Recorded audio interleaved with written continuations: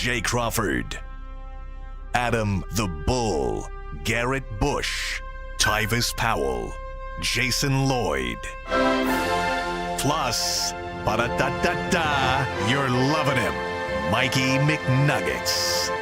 And so many big names, it would take me hours to say all of their names. The ultimate Cleveland sports show starts now. Booyah! Welcome, everybody, to the Ultimate Cleveland Sports Show. And look who's here. It's Dustin Fox, my old radio partner. He joins me, G. Bush, and Tyvis Powell. Dustin. What's up? It's been a while since we've done a show together. It has been. 2+ years, right? 2+ years. 2 years, and it was April 1st, 2022. You know I'm on top of the dates. You got the spreadsheet? I certainly do. So it's been 2 years and 6, I don't know, my math is not as good as my spreadsheets. 2 years and 4 months.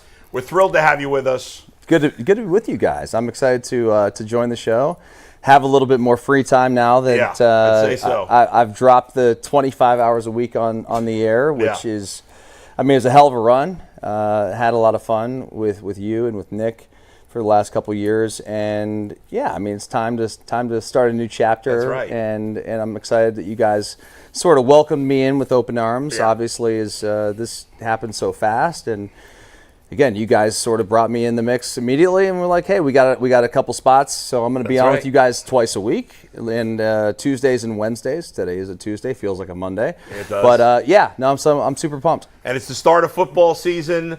Tyvis and Dustin will together be doing the new Ultimate Ohio State Buckeyes show, which comes your way tomorrow for the first time. So excited about that as well. This G. is Bush. why. Listen, I don't know. Wait, first of all, what's up with you? Cool Mo G, huh? I told you I wasn't playing. You was on my radio show. I told you I wasn't playing with you all year, Tyvis. And matter of fact, where is Earl at? Earl He is off the grid. Earl is on vacation. I don't know what happened. I wore these shoes just for Earl because he laughed at me and said I couldn't get them. I like it though. This whole little get up you I got went and going got on. them the next week. But the cherry 11s? The cherry 11s. He said I wore 14, can't get them. I said stop playing Wait with a me. minute. Earl. Now let me ask you this, because this is a big thing that happened in our culture. Tyrese did a pod. He went on the Breakfast Club and he said that his jewelry, he got this off Amazon for $25. This bracelet. Where you get that for? This right here? Yeah. This is crazy. I'm gonna tell you. One is real, one fake. Okay. So one real, one fake. If you ran up on me, you should guess the two-toners. So one real, one fake. But you know I'm G. Bush. It don't really matter. Like I get that off. I got glasses on and a hat that don't even. What hat is this? I'm like, what team is that? G. That ain't Bush? no. No. I'm not wearing no more hats with teams on it. And by the way, Do you know what team it is? No. Okay. It's just a It's made up thing. believe. It's Yeah. make believe. Like, Wait a minute. Why aren't You you? could have just said anything. Why not? What's wrong with the Thieves? shout out to the Clink Room. I'm just going to say that. Yeah. Shout out to the Clink Room. By the way, the stimulus package they got to get Dustin, like what they gave him a max deal. He came up and got 7 shows. Max deal. He got a max deal. Like I'm like, wow. He got that show. He got a Buckeye show. Hey, listen, it's great, man. I just say this and I'm gonna shut up. Yeah. Hey, right now, the game's on a chokehold right now. When the football season comes, we got professionals. We got guys that's going to break it down, the biggest and best in the game. McNuggets, it's over. Listen, we got some breaking news to start off Dustin's first show. There was a announcement being held at Cleveland Brown Stadium this morning. That's the last time I can ever call it Cleveland Brown Stadium because for the next 20 years, Cleveland Brown Stadium is now called Huntington Bank Field. The Wow, Browns agreeing very to exciting. a 20-year deal with Huntington National Bank for the naming rights of their stadium for the next Does 2 that carry decades. over when they're down That's at what the I want to know. Do we at go to the airport? Berea? Go to Berea? Yeah, that's true. We don't know about that. I assume it will continue if when they move. Yeah. By the way, we don't have to call it Huntington Bank Stadium. Huntington Bank's not paying us. True. And none of us are getting paid by That's a Huntington good point. Bank, so we can call Cleveland Brown Stadium if we want. Well, but- watch this. On the pregame and postgame show for the Cleveland Browns, I'm going to say it was a great time down at Huntington Bank Stadium today. Because That does not roll off the tongue. don't worry. It's not stadium. It's Huntington Bank Field. Oh, Huntington Bank Huntington Field. Bank Field. Excuse me, Huntington Bank Field. They were All right. balling on Huntington 24-hour Bank Field. overdraft protection. Check out Huntington. I'm just immediately thinking, like, what's the nickname for that?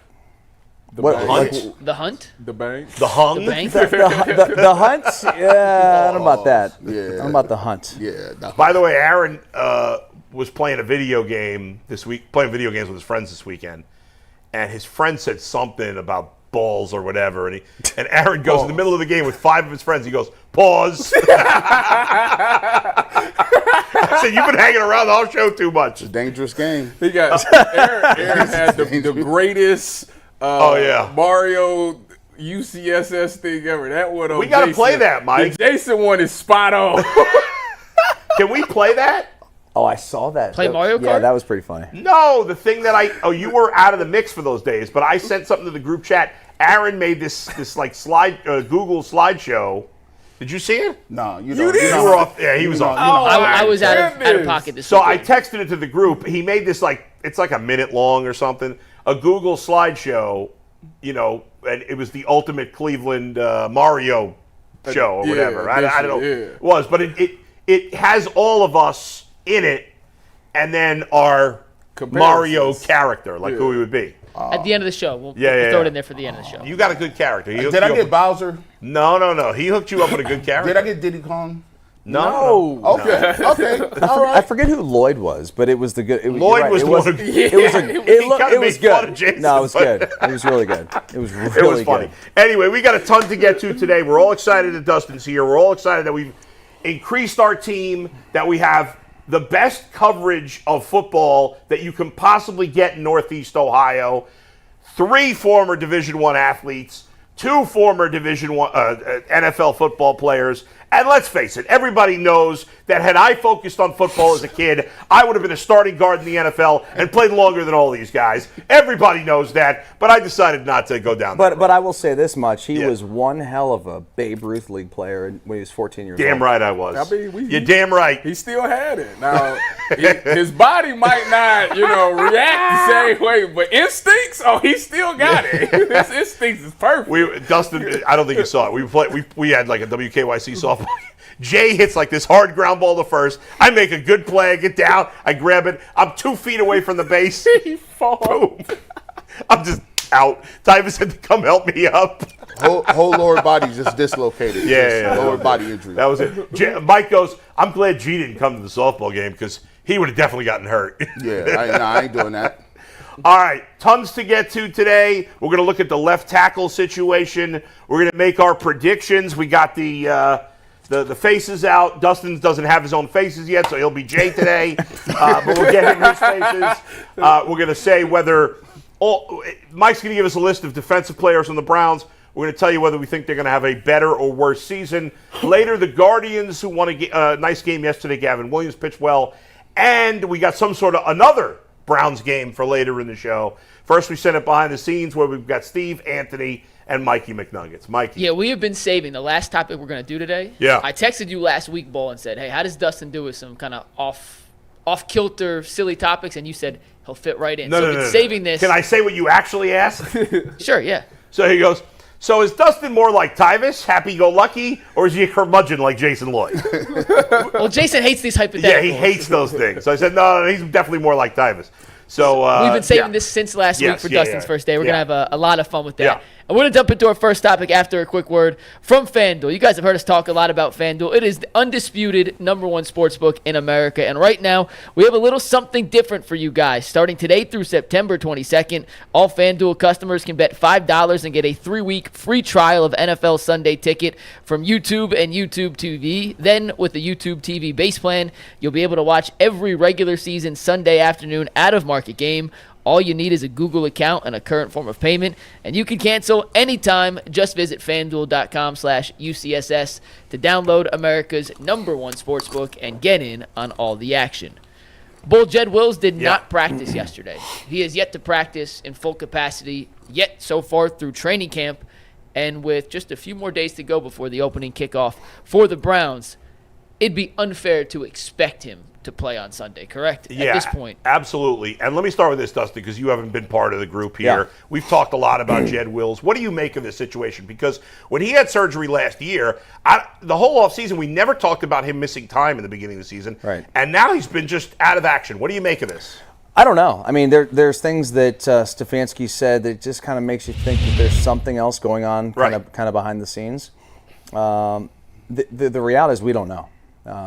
And the fact that they're making such a drastic change to move, a strength in Jack Conklin from the right side to the left side kind of tells you that they think this is going to be more long term. At least I think, because you don't move a guy from a position for 1 week, for a week or two or whatever, even a month. I don't know. If I were the Browns, I would. And I knew Jed was coming back, I'd be keeping Jack at right tackle. But instead, they're moving him to left. They're putting DeJuan at right. We know that whole thing. I don't know.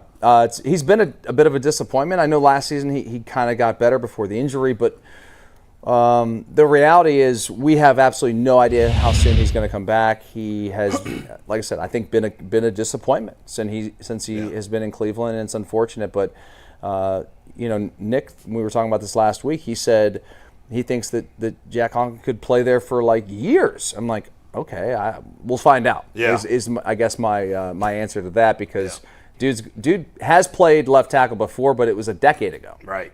Tyvis, obviously you both played corner, but you didn't play offensive line. But talk about how tricky you think it'll be for him to play the left side. Well, I think that the good news is that they've been trying to, when he's been rehabbing, he's been working both sides, but it's just a different beast. I mean, you're talking Micah Parsons. Your first time in a decade playing left tackle is against Micah Parsons. I think it would be asinine for them to go out there and say, you know what, you got one-on-one with Micah Parsons, you good, go have it. No, David Njoku better be standing right there, and Jerome Ford and the running backs better be on that side chipping before they release, because I think that'll be just wrong to put a dude that hasn't played that position there against one of the best, a guy that's probably going to win Defensive Player of the Year this year, to put him in a one-on-one situation. So that part scares me a little bit, but outside of that, it's the whole entire offense that kind of scares me a little bit, because you bring in a new offensive mind, a few offensive minds with Ken Dorsey, Tommy Rees, Staley, all these dudes,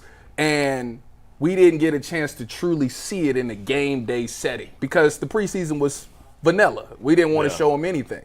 But not only did you do that, you also didn't play none of the starters. So we really don't know how it's going to be. And I think it's crazy for you to go out there, get all these offensive minds, go get some new receivers, and then think that since your quarterback's coming out, just think that everything from game one just going to snap. Like everything just going to be crispy. Like that's unrealistic. It's not going to happen. So that's the part that scares me the most. But I think that Kevin Stefanski, I trust the fact that he understands where he's weak at in certain spots, and he always does a great job of game planning so that doesn't become a huge deal over the course of a game. I mean, think about it. We've had quarterbacks, we've had tackles that's went down, and for some odd reason, it never really materialized to anything on Sunday. So I guess I trust Kevin to have that same effect Sunday when we see Dallas. G, you concerned about Conklin at left? You want the good news or the bad news first? Go ahead. Give us the good news first. Good news is you got a tackle like Jack Conklin, who is an experienced tackle. He's been through some wars. He's played, but it's been a long time ago at left tackle. So what you got is you're not playing nobody that's a rookie, and I'd rather see him than James Hudson any day of the week. Yeah. So you got a guy, at least you could fall back a little bit on that. Now here's the problem. You coming out and when you talk about guys like big dudes that haven't played, these guys gonna be out there tired. You know what it looked like to come out here and not be in no OTAs, no preseason, nothing, and come get you 50 snaps? Did he practice last week? No, I don't think he practiced last week. He's been around, but he hasn't practiced, I don't think, right? No, I think this week is the first, maybe one practice last week. Yeah, maybe it was something, barely. but it was. Again, it doesn't matter. I mean, it's still. I mean, we're playing a game this week, guys. What are we doing? Come reps, on. You got helmets. Reps are so vital. Woo. And then you got Micah Parsons coming off the edge. Now, listen, the good thing about it is, I like the fact that Coach Stefanski can scheme stuff up. I thought they did a good job with David Njoku last year, helping out on the tackles, right? Check releasing basically on every single play. And Tyvis is correct. Dolphins, to me, is going to be a work in progress. Those first few weeks, I don't expect them to be hitting on all cylinders. What you're going to have to do if you're going to win those football games is you're going to have to lean on the best part of your team, which is the defense. Like, they're going to Jim Schwartz like, hey, look, If we can hold these guys under 19 points, 20 points, we can win this football game. But we can't give up 35, right? So if you can get those guys ready to play, and this is where Deshaun Watson comes in, you know, you want your quarterback to give you one or two plays. Yeah, he might not give you 35 or 40 with 350 and 3 touchdowns. But I need a couple times where it's third and something that you move the chains when you ain't supposed to. So the defense will be ahead of the offense, and I think it will be a work in progress the first 2 weeks. Deshaun Watson did not play well in week 1 last year. Now the defense played great and the weather was bad, so that was a factor. But it's funny because we talk about how big a year this is for Deshaun Watson, and now we're kind of building in the excuses of it's going to be a slow start because nobody's played. Not just, he hasn't played, and as Tyvis said, most of the offense hasn't played. The offense has got to do their part. Yes, I agree. I expect the defense to be ahead of the offense, but they can't completely carry the offense. You're playing Dallas. Dallas is going to be able to score. Mm-hmm. I don't care how good your defense is. You're facing Dak Prescott. He's a top 10 quarterback. You're facing CeeDee Lamb. He's a top 5 wide receiver. Yep. They don't have a great running game, at least on paper. But even their second wide receiver, Brandon Cooks, he's a good player. Their tight end, Jake Ferguson's a nice young tight end. So you're not going to shut them out. You're not going to probably hold them to 10 points. The offense is going to have to do some. But, yes, the defense has got to be the strength of this game. But getting back specifically to Jack Conklin, guys, and for you two who played corner, I'm curious. Like when you play one side of the field as a corner and then have to play on the other side of the field, it's different. That's different.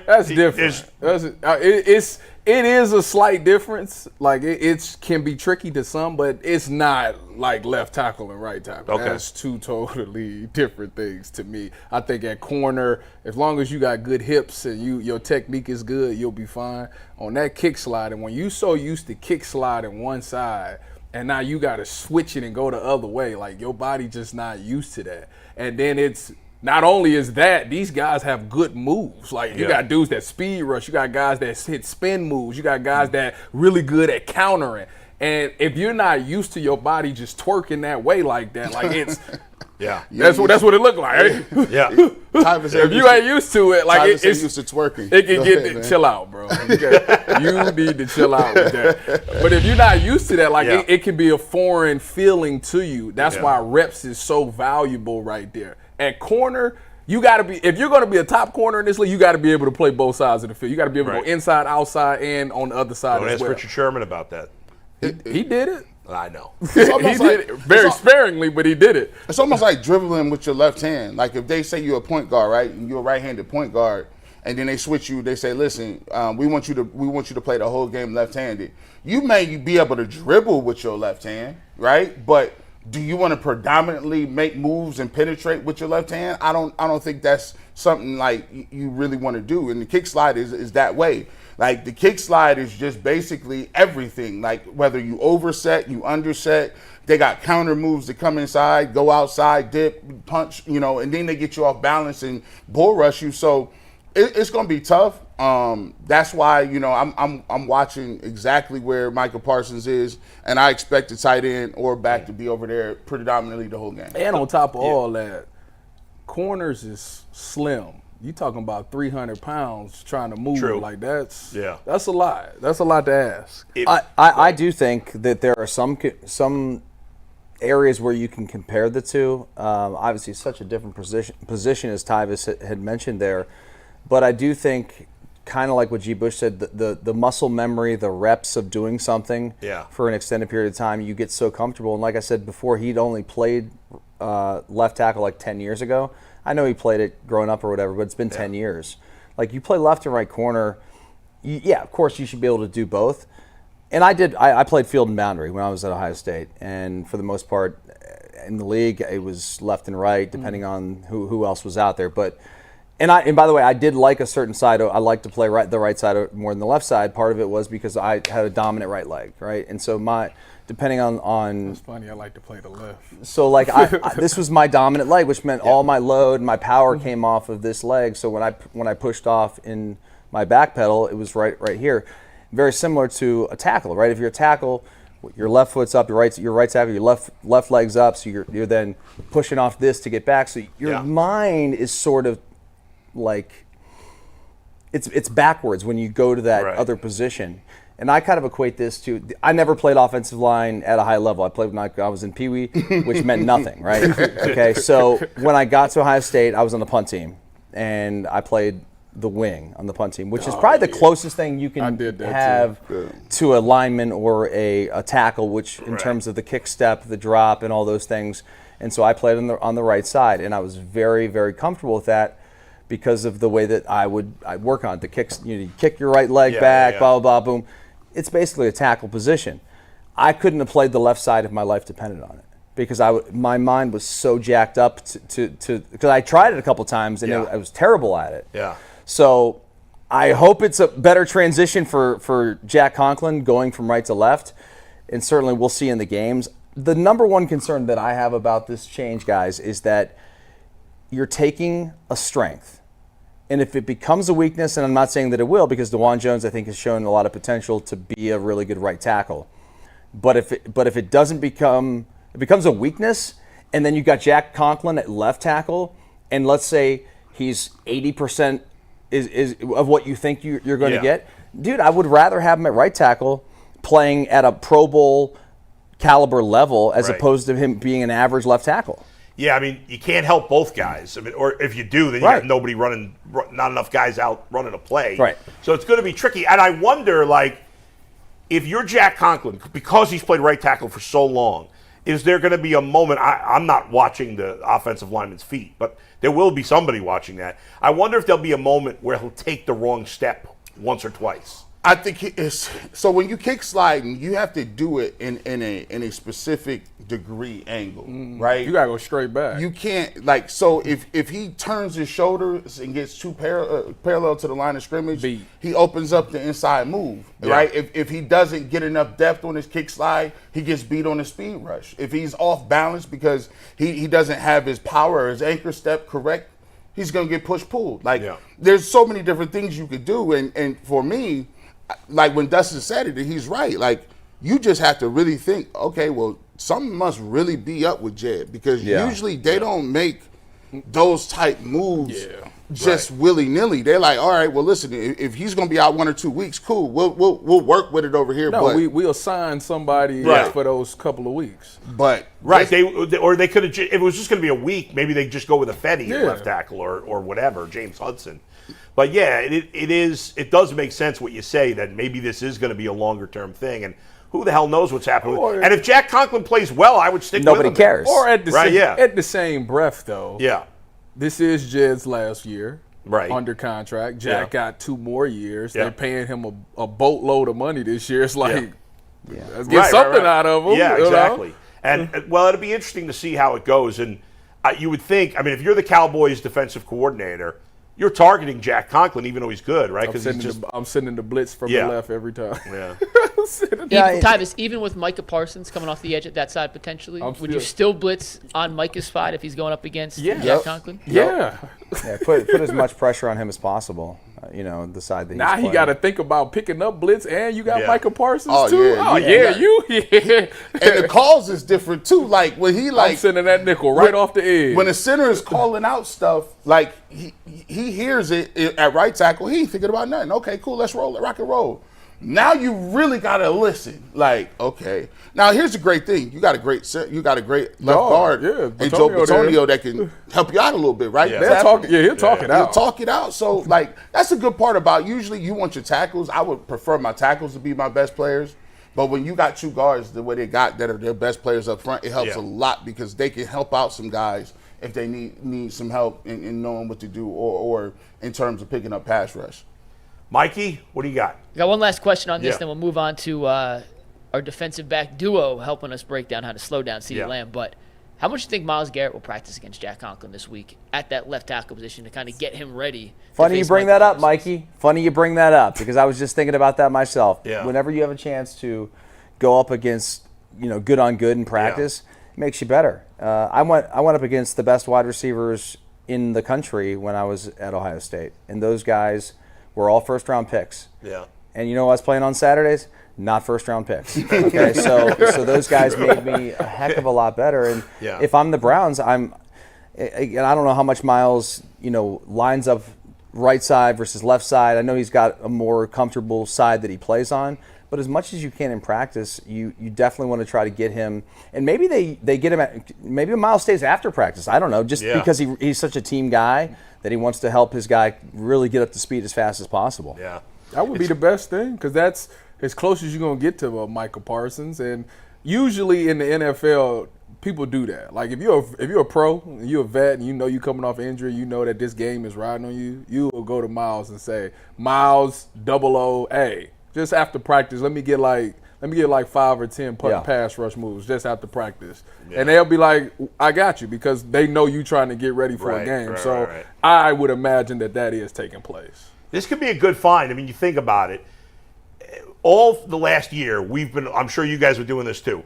We were talking about the Jack Conklin contract. What a stupid thing to sign him. He's injured again. And now he might be a savior for this team at left tackle. It'll be interesting to see how it plays itself out, If he does, I mean, like I said, they won't have to, maybe they don't have to spend a first-round pick next year on the tackle. If he plays well, like throughout the season, it's like, all right, we got us a left tackle, because he's under contract for 2 more years. So now we can go look at another position group that we might need. So I think that it could be a win-win. It would just be nice for the Browns to not have to draft somebody like super high like Jed and force him into playing such a prominent position, as opposed to, like, if Jack works out, and great point by you, he's under contract for the next year as well. Wouldn't it be nice to draft somebody, even if it was a 2nd-round pick, and let that guy learn and sit back and not be forced out there to have so much pressure you as a sound like Tom Brady. Tom Brady said that's the problem with today. I think we forcing these young guys into action, and they're not ready yet. Yeah, I mean, it's so true, though. I mean, some guys can do it. I mean, everybody's different. But I do think when you go from college to the pros, the level and the speed, it's just so much different. I'm not saying guys can't do it, but I do think guys would be better prepared and better served, not just from the physical standpoint, but the mental capacity to know what you're doing, and then also be able to not get down on yourself. Because I think as a rookie, so many players can get caught up in I had a bad play here or whatever. I don't know. I just think that it would be sweet if this Conklin thing really works out, because it would be such a win for the organization, for the team. That's called the rookie wall. Yeah. Hitting that rookie wall. Yeah. I can't get nothing right now. I think, guys should play when they're ready to play. And as you say, and both of you said, not everybody's ready to play the start of their rookie season. But guys are getting paid so much. It's like there's this anxiety from teams to get the guys in there as soon as possible. Yeah. And many times it's to the detriment of that player's career. But I think it just depends on the player, like you're saying, because for me, coming in as a rookie, now I was undrafted. So, I'm not like Dustin. I wasn't a third. I was undrafted. For me, learning that playbook and then trying to adjust to the speed of the game, it is a lot. It's you going up against guys that's elite. That's the thing about college. You'll go up against some scrubs and it's this is nothing. But every week, those dudes is elite at their position. Right. And you got to be worried about that. You got to know the playbook like the back of your hand, especially when them pieces get to moving. When you get to the NFL and you learn the defensive playbook, if they come out in just one set, it's easy. Once they get to shifting and motioning, you got to know the adjustments. Now you thinking about those things, and now it don't allow you to play fast. It wasn't until I got towards the end of my first year or the second year in the system to where it's all right, I know that like the back of my hand now. So let me think about other things. And that's the thing that I always say. Watching tape and being able to see formations and know, all right, this is what's about to happen, that's what makes you play fast. Yeah. So I get why rookies should sit for their first year, just so they can get the playbook part down and don't have to think about that. Final thought on it is that when you're a good team, and the Browns have just become a good team here, at least we think the last year or so, but for years they were a bad team. And they were always forcing guys into the starting lineup. We talked about this for years. The good teams in the NFL, the Kansas City Chiefs, they don't start rookies unless those guys make it impossible not to start them, right? Because they have such good depth already, and they're developing these guys, on the bench, learning and practice, whatever, and then they don't play them until they're ready to play. Yeah, and those teams are really good too. So it's not Yeah. like they're drafting positions that are so vital. They're not drafting a quarterback every year like the Browns have been. Yeah. They're not drafting a left tackle every several years because they've got the answers. They're fine. They draft well. Yeah. They're well coached. They're good teams, so they're not picking at the top. Yeah. So I just think there's a trend to those good teams and why they're good, as opposed to teams like the Browns who have been in the doldrums for so long that you kind of get in a rut of doing the same thing over and over again, which is picking players based on need, and you get desperate and you don't take the proper fit for your team because you're like, shit, we need a left tackle. Yeah. So Exactly. All right, Mikey, go ahead. Let's move on to our next Browns topic of the day. If you guys want to go to the Browns game this Sunday against the Cowboys, it feels so good to say this Sunday, not in 3 Sundays, not in 7 Sundays. This Sunday, there's no better place to buy your tickets online than with the Game Time app. And Game Time has a new feature right now called Game Time Picks that makes getting tickets for your favorite live events even easier. Game Time Picks filters out the fluff to show you only incredible deals on great seats, so you don't have to waste your time searching through thousands of tickets. Take all the guesswork out of buying your tickets online with the Game Time app. Download the Game Time app, create an account, and use promo code LOCKEDONNFL for $20 off your first purchase. Terms apply. Once again, create an account and redeem code LOCKEDONNFL for $20 off. Download Game Time today. What time is it? It's game time. Game time. Guys, there's no better panel to do this next topic with than with 2 former NFL defensive backs on the show in Dustin and Tyvis. It's impossible to shut down CeeDee Lamb. It's most likely not going to happen. Maybe impossible is not the right word. But from a Browns defensive secondary standpoint, what does Denzel Ward and Greg Newsome and MJ Emerson and Delpit and Thornhill and that collection of players have to do to try and at least slow down and keep CeeDee Lamb in check come Sunday? By the way, more important question. If I played cornerback right now today in the NFL, would I be able to make one stop in 100 plays? No, not one. Let me. You could even run to first base. You not couldn't even make one? it 2 feet No. to first base. If you played corner, I'm kidding. Of course I would in not the make any NFL stops. today, it would be worse than James Bradbury's performance against Julio Jones. I don't even remember that. Oh, he put up 300 yards. Yeah, So you're saying that. You say I it'd be give worse up, than that. like 500 It'd be worse yards. than that. Aaron, and Baby Bull will give you work.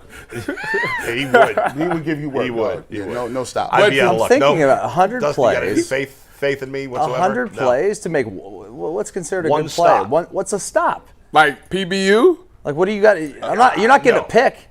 Maybe I would just tackle the receiver before. I think Bull would have more torn Achilles, 2, than he would have stops. Bro, you. Nah, I serious. probably wouldn't re-tear the Achilles Are that I you? already Let me tore. ask you this: are you pressing or playing off? I'm pressing Yeah. Bull against the guy, and I'm saying, Yeah. Adam, Grab a grab fight. cloth, Yeah. okay, and don't let go. Who's the wait a slowest? minute, Who is the slowest wide receiver in the NFL? Kelvin Benjamin. He's not still in even the league. playing no more. He's on the still Panthers, playing? isn't he? Is he? There's no way Kelvin Benjamin. Yeah, that was is like still in the 18 league. years ago, I Mike. think you're making that up, Mike. Wow, I think he's out of here. I think I could, hold on He was to in him. camp. He got released. He was in camp. All right, enough about me. So, guys, CeeDee Lamb. Obviously, he's one of the best receivers in the NFL. He just got paid. Yeah.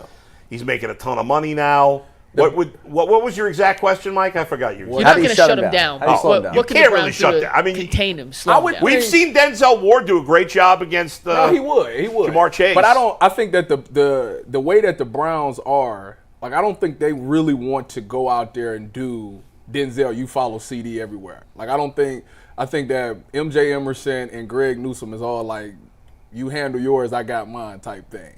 How they would slow him down. There's a multiple ways of slowing him down. You can play, you can run 2-man. You can have the corners. Hey, anything underneath, any route, dig, slants, anything, undercut it all. And if he goes deep, the safety is over the top. You could play that way. You can have one of your safeties be a robber. If he so happens to be in the slot and he does an over route, you can have Delpit come down and rob it. Have like an inside-outside bracket. But the key thing for them is that they need to, how to slow him down would be, you have to, when he's the first read, when he's Dak's first read, you have to be so good in coverage that Dak doesn't think he can get the ball to him. So you don't necessarily have to be on him hard for like the first 3 to 4 seconds. You need to be right, like it should be blanketed.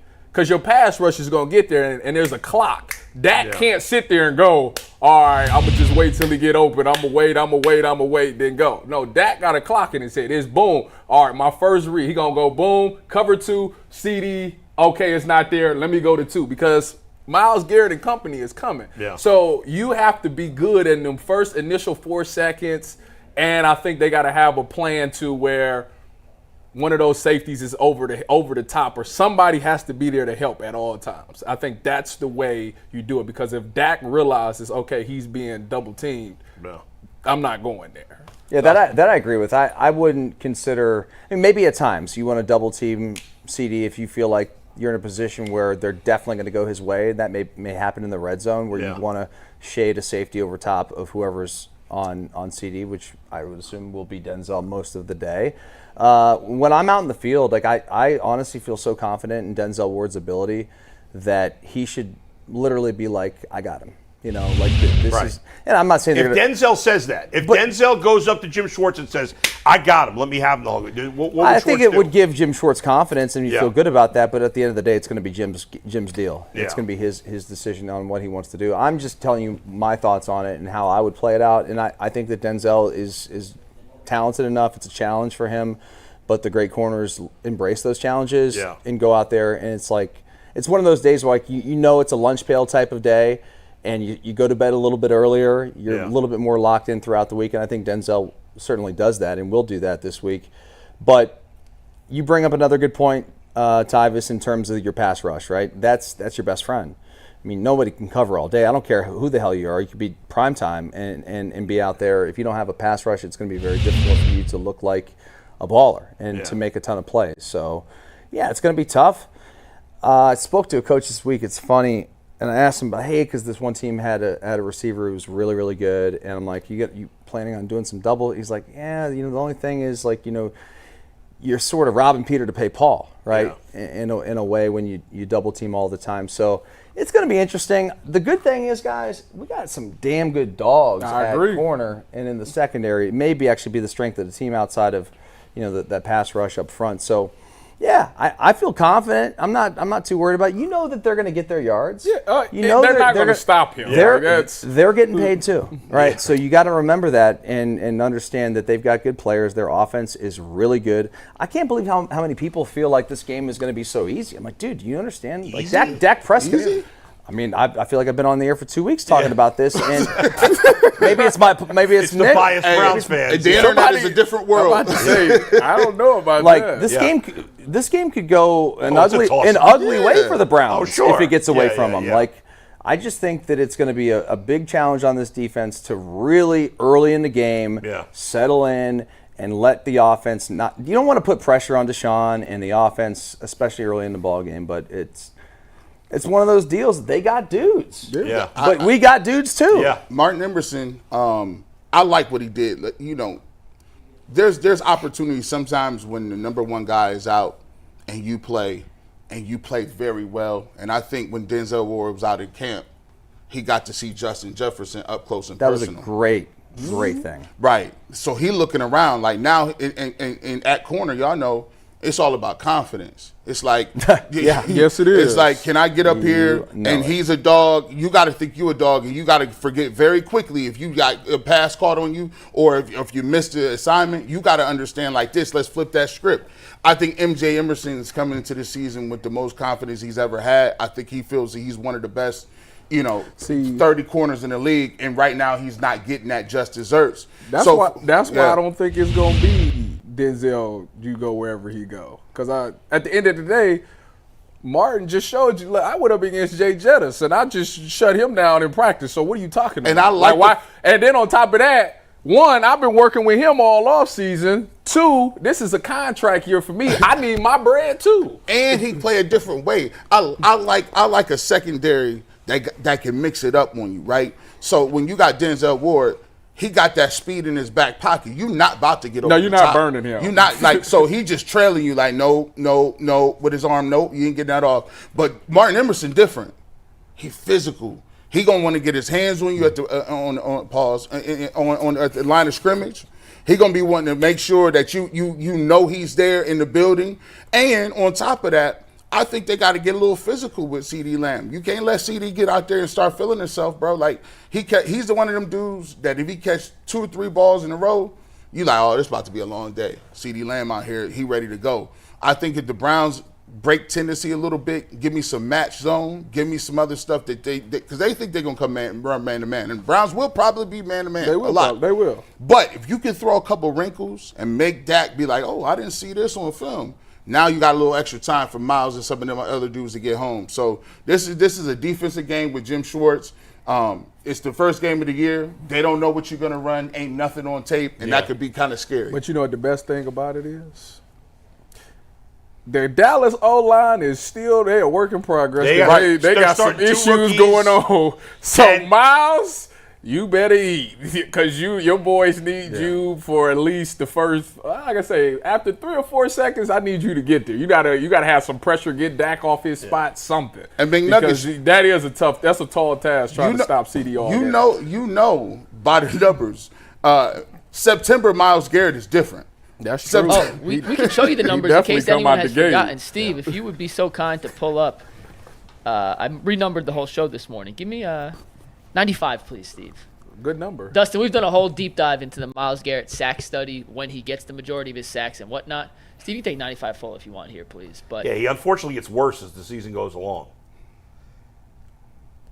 Yeah, I mean, look at that. 57 and a half. It's a game of attrition, man. You know that.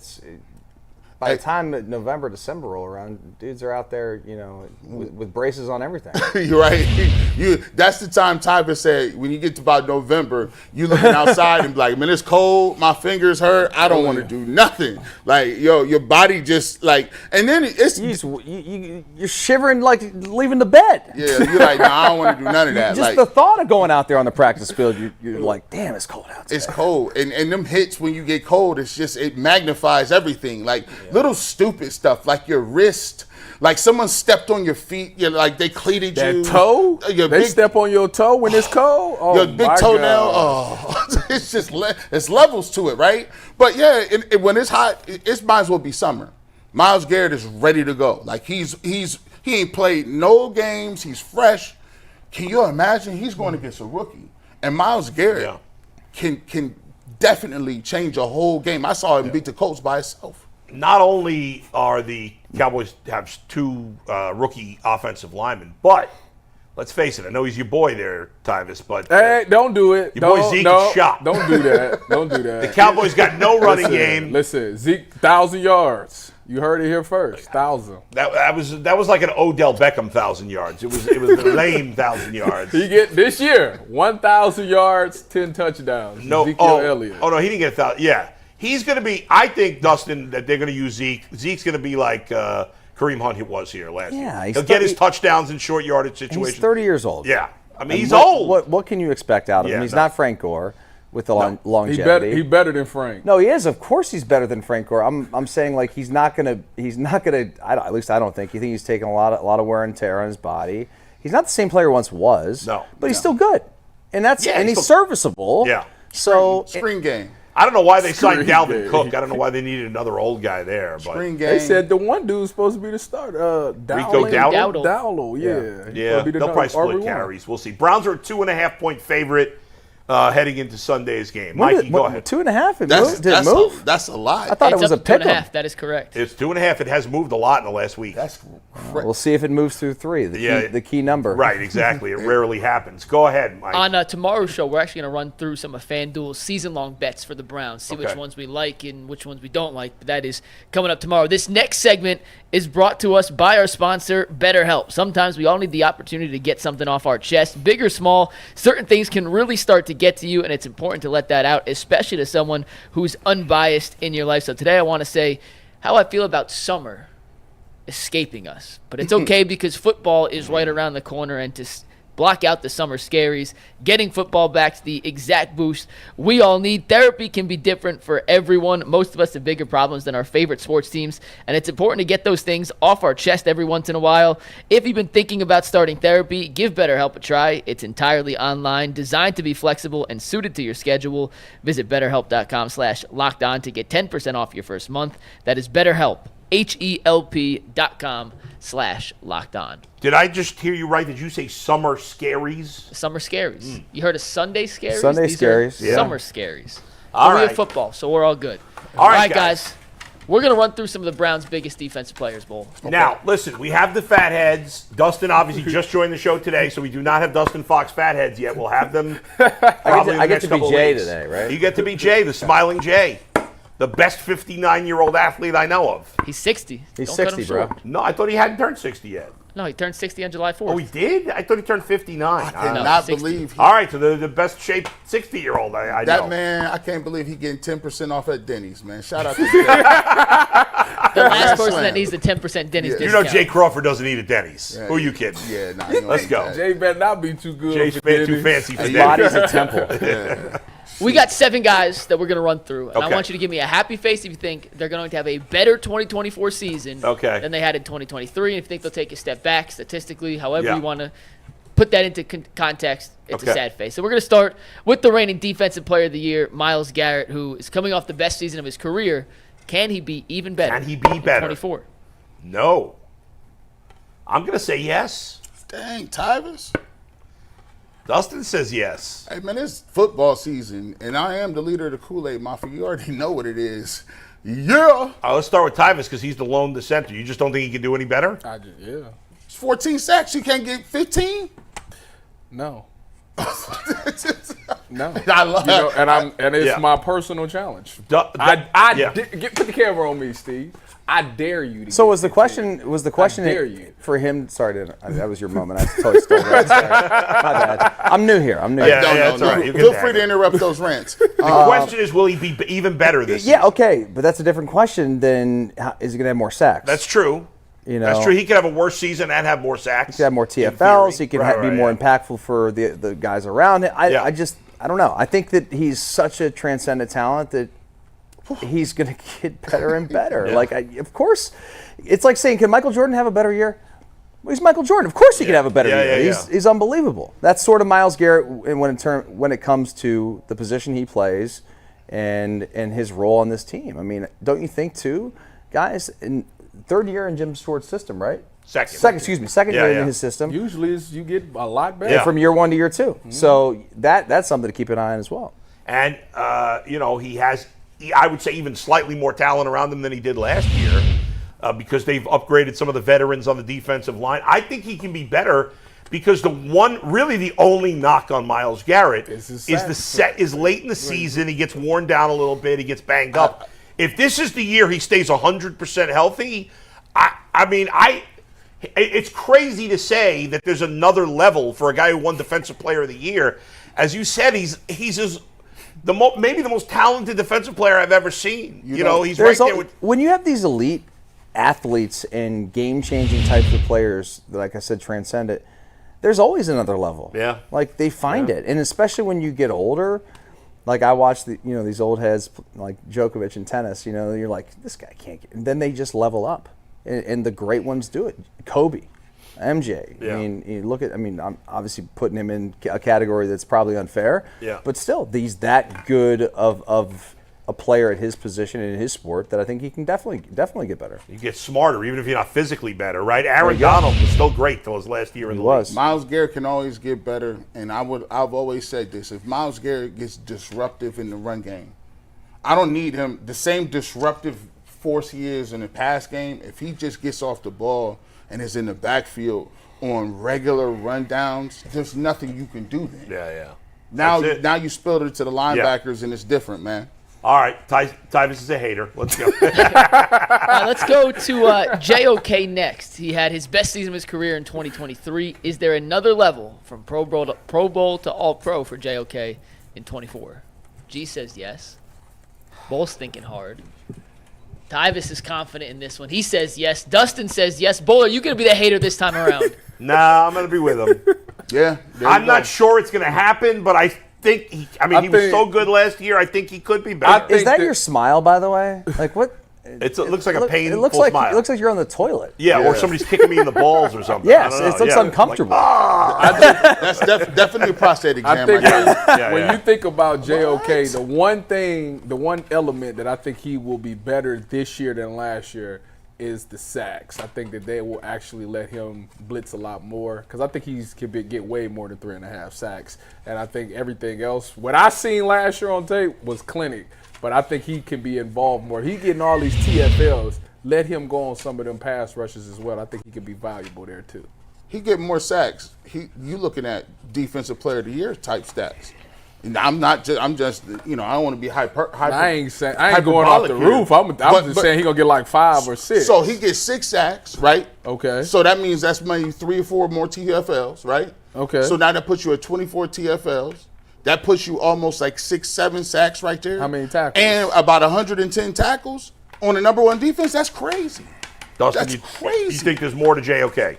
I do, and it sort of goes back to the whole thing about Jim Schwartz's defense. And, like, JOK was drafted to be a Swiss Army knife. I think he was drafted here because he's so athletic, he's so fast. Frankly, I think Lamar Jackson makes teams draft to stop him. Yep. I think the Browns have sort of done that with JOK, and he really had a year last year that was so impressive. And now I think Schwartz will understand how to utilize him and deploy him in certain areas where you can absolutely take advantage of his strengths, which we know is his athleticism, his physicality. This guy's going to be a damn good player, and those numbers are gaudy, but I do think the sacks, to Tyvis's point, will increase. All right, I'm with the crew here. I mean, the guy, it was unbelievable. The jump he took in the first year with Jim Schwartz, Crazy. After he looked like a guy who couldn't play in the league the year before. You make that big a jump, I got to think there's even more room to grow in another year in the system with this great defensive coordinator. All right, Mikey. What about Greg Newsome? Better in 24 than 23? What's his numbers? He didn't Can I have a see his particularly good Let me year. see his- They yeah. got Greg Newsom. Listen. They say G New better than Martin Emerson when it come to coverage. I'm gonna tell you right now. It better be this. It's a contract That's year. what I'm saying. If you trying to get paid, you ain't got no choice but it to be this. It can't go the other way. Now, you got over the interception thing because Jason Lloyd sat right here and said, well, maybe picks is just not his thing. You end up getting 2. You had a big one in the Baltimore game, too. The biggest one, and a pick So you got big playmaking ability. On top of all that, everybody blames you for the last Houston game. You gotta come out here. You gotta shut people up. You got money on the line. That game was far from his problem. Well, they all kept pointing to him. Oh, it was G New in coverage. you could G blame- New this. You can blame everybody but JOK for that game. I agree with that statement too. Yeah. But G New, big year, contract year. You only got one chance to hit the bag. It's got to be this year. I would pretty much agree with almost everything that Tyvis said, Yeah. including the contract year. That is the biggest thing that motivates players. It's sort of sad that you got to have the money, but it's the reality of not just football, but it's life. People are motivated by financial compensation, and not only that, he wants to get the stigma off his back that he's not living up to being a first-round pick like his partner Denzel Ward, and then also Emerson, who's a later draft pick, a middle round draft pick, who's gotten more headlines probably than Greg Newsom. That's got to be frustrating. No doubt. You know, I'm going to pass my vote to Bull because I think Dustin's rubbing off on him. This is a very positive Bull we're seeing today. So what I'm going to do is I'm going to wait for you to turn over to Happy Just wait till we get a few shows. Right, get a couple shows under your belt. He'll be right back to normal. There you go, Bull. Put that happy face up Well, there. the thing I'll say about Greg Newsom, it is time for him this season to fully embrace being a slot corner. I think for a lot of guys, it seems like there's this stigma about being a slot corner, and he is Because they don't pay you That's what I'm saying. It's the pay. They don't pay you like an outside corner. Right. But it's a harder position to play. I think but the bullshit. money is starting to go up a little bit on the slot corners. The guys who are really good at it. Like Mike Hilton. What's the dude for Hilton of the Bengals takes pride in being a great slot corner. What's the dude for Buffalo? Teron Johnson? Is that his name? I don't remember. I don't Teron know. Johnson. What is his contract? Because that right there, he's like literally one of the top nickels. But Greg Newsom, he's the slot corner. But I just want to know. I just want to know how much money he makes. Ty, he signed a 3-year, $31 million contract with the Bills that starts this year, it goes through 2017, and he got $18 million guaranteed. I mean, that's over $10 million a year. You know what you get on the outside? Yeah, but is he elite? Who? This guy. At nickel? He the best in the league. One He's of the best. Okay. It's between him and the dude for the Chiefs. But the point is, like, that's his job here. Whether he wants to be a slot corner or not, that's his job. He's got to embrace that. But if he balls out at slot corner, Yeah. trust and believe. If he hits free agency, his agent is going to be telling people, "Oh no, we just played there because that's what they exactly asked what him they're to gonna do." say. And by the way, he's a great team player too. You know, just does whatever the That's coaches just gonna say. help him. So That's why he's now- got to embrace it. Because on another team, he's probably going to be the second best corner and not the third. He going and so he'll outside. be able to play outside again. So yeah, he gonna be motivated. Yeah. All right, Mikey, who we got next? Zadarius Smith had high expectations in 23.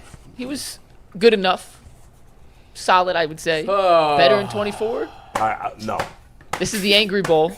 So it's the first real no from you. This one's hard. It's hard because I didn't think Because it was I didn't think terrible I didn't last think he year. did nothing last Well, year. what was funny is traditional statistics, Zadarius was bad. PFF grades, Loved him. and you believe whatever you believe. Loved him. They're His dead to PFF me. grades were really good. They dead to me. I'll say this about Zadarius Smith. Like that's so easy to beat. And I ain't gonna say that. That's disrespectful to say. He is a good enough player he's better than that. Yeah, He's I don't much better think he than is anymore, guys. Because you look at the first half of the 22 season, where was he? Minnesota. He had like 10 sacks. He had like 10 sacks. sacks the first half of the season. He had like, I think, 1 the second half, and he had 5.5. So 6.5 sacks in the last year and a half. He's old. As you guys know, I've mentioned this a couple of times. I'm very high on Alex Wright. I think as the season goes along, Alex Wright is going to take more and more reps from Zadarius Smith. So I see him being kind of phased out of the mix a little bit. Not completely, but playing less. And you know what? Maybe if he plays less, he'll be better. He'll be more efficient when he's in there. I think as you get I'm down older, on him. little sometimes less is more, Bull. That's right. Look at me. Look at me. Just saying. He got it written in. Yeah, there it is. I'm gonna go with Bull, man. Listen, I can't co-sign the uptick in production. Now look, if he still wants to give me, all I want is 20 good rushes out of you. 20 good rushes a game.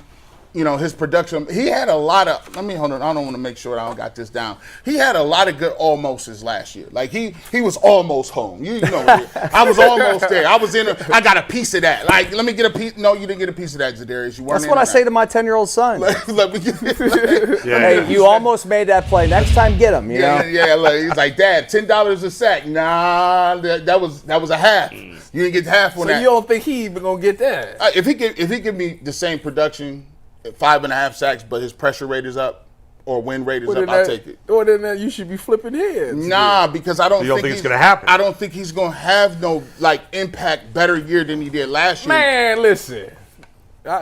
He got something to prove, all right? Listen, you re-signed to Cleveland. I think he tested that free agent. It was a 1-year deal. Didn't Yeah. he test the free agent Yeah, market? and it wasn't nothing. He ain't getting It was a nothing. real So quick re-signing.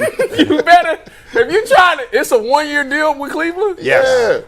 Oh, yeah, bro. What you doing? If you trying to play past this year, that's It's what more you- than a 1-year deal. what you Type, better only do. 1 year's guaranteed. Oh, So okay. they can get out after. It's clean. basically a It's 1 year. essentially a 1 year. So it is a prove it deal. Yeah. You better prove it. Yeah. Dustin, what do you got? Yeah, but I already said my piece. You got it. You got it. All right.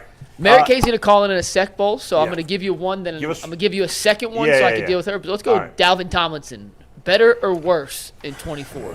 Can I say neutral? Yeah. I just feel like He is what he like- is. kind of is what he is. He's just not a flashy. No. It's just, I'm don't gonna know. say because didn't he get the sacks in one game? Wasn't Yes. All 3 sacks came against Clayton Tune in Arizona. Yeah. Clayton Tune. Made a lot of people on it. He gonna stop. He gonna stop that run though. That's what. Hey, we need you to stop that run. You gonna do that?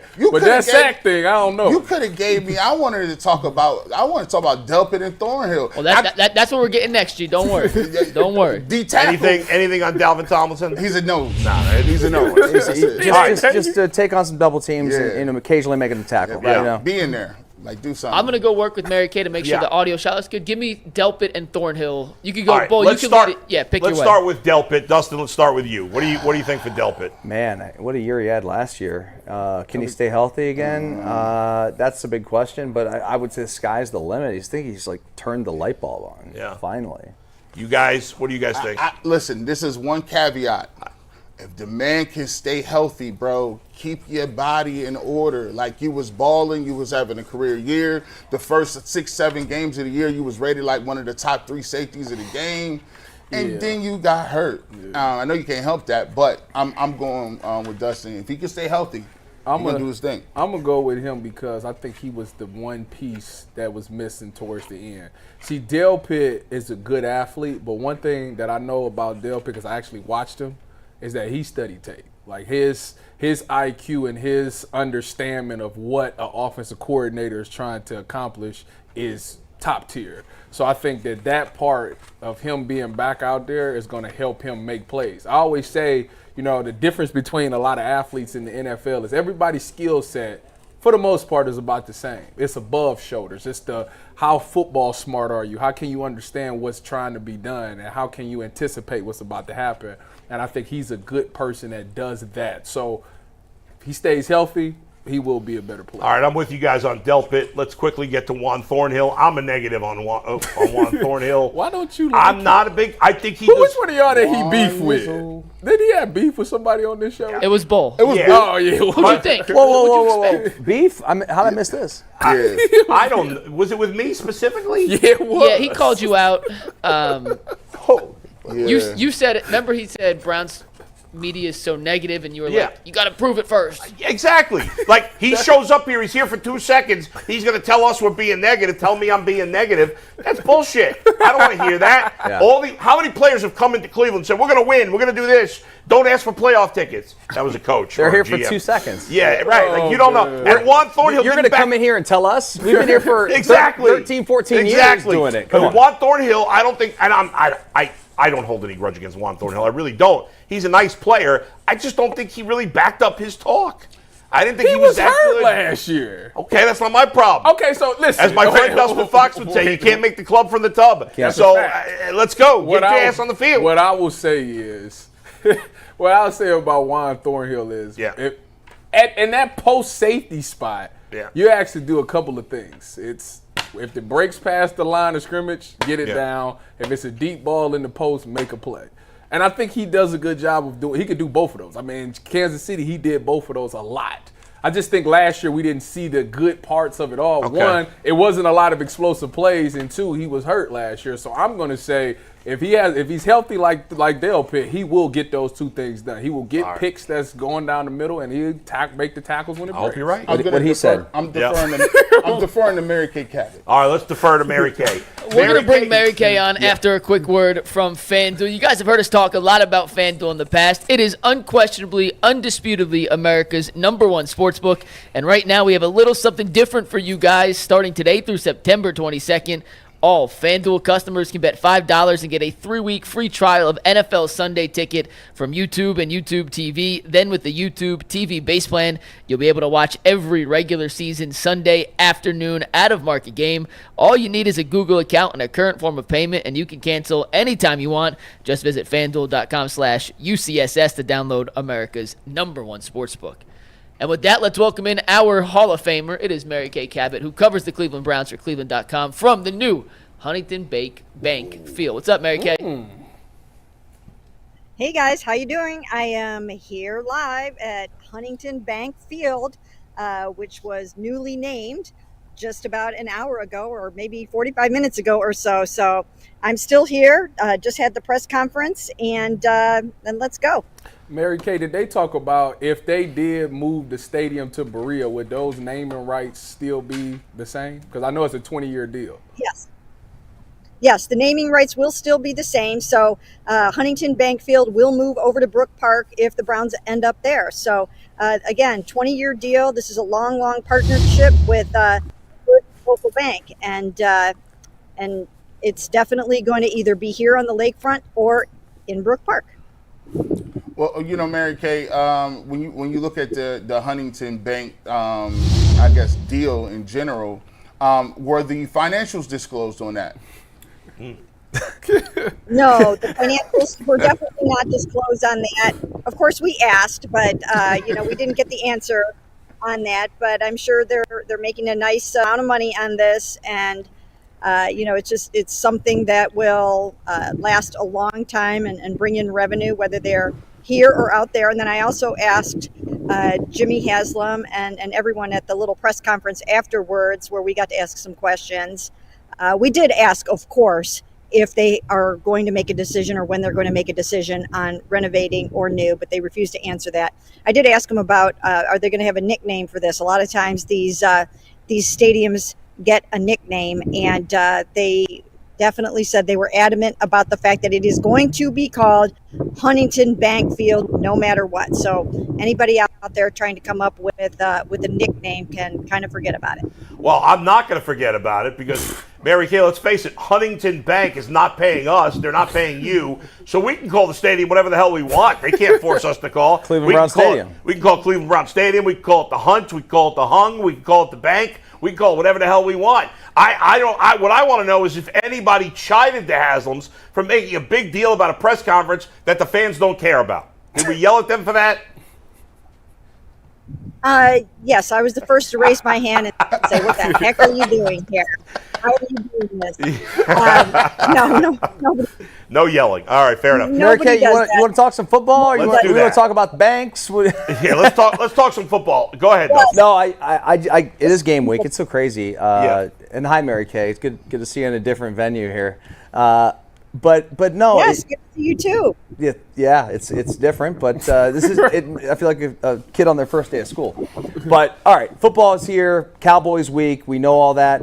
I'm not going to bury the lead, I guess. So what's going on at left tackle? Jed Wills. I mean, the Conklin thing. Like, kind of break it down for us. Where are we headed here at left tackle? Well, since we didn't see Jed out there at practice on Monday, I would have to think that they are going with plan B, and that is Jack Conklin right now. I don't see how, even if Jed returns to practice on Wednesday, that he would be ready to start against the Cowboys and Micah Parsons on Sunday. Now, maybe they'll surprise us. Maybe that they're keeping this under wraps and they will throw Jed out there. I would be very surprised if that happens. I think it's probably going to be Jack. Jack is coming up here every single thing in his left knee. ACL, MCL, PCL, meniscus, but he seems ready. He's excited. Of course, we all saw him go down in the opener last year, and he's very, very excited to be back out on the field, and there is a good chance that he will be at left tackle on Sunday. Mary Kay, how confident are you in the offensive performance? You know, obviously we didn't get to see the starters in the preseason a lot. You know, we obviously didn't see Deshaun. How confident that you think against Dallas that everything will be just smooth? I think it's going to be better than what we saw in preseason. I think it's going to be better than what we saw on the field in practices. I was there for every throw. I was there every day at the Greenbrier. And at times it looked a little uneven, a little ragged. I don't think that's going to be the case on Sunday. And why do I feel that way? Because I think there was practice where I saw Deshaun have all of his skill players on the field at the same time. Now he's got Amari, he's got Elijah Moore, he's got Jerry Jeudy, David Njoku. He's got the offensive line intact. And I just don't see how it's not going to look good when you have all of those weapons. Of course, it comes down to number 4.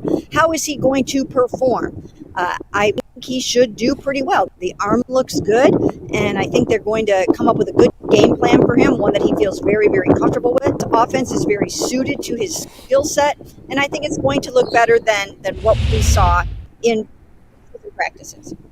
Jerry Jeudy, we haven't heard much about him. I guess that could be considered good or bad, Mary Kay. You know, what does he look like?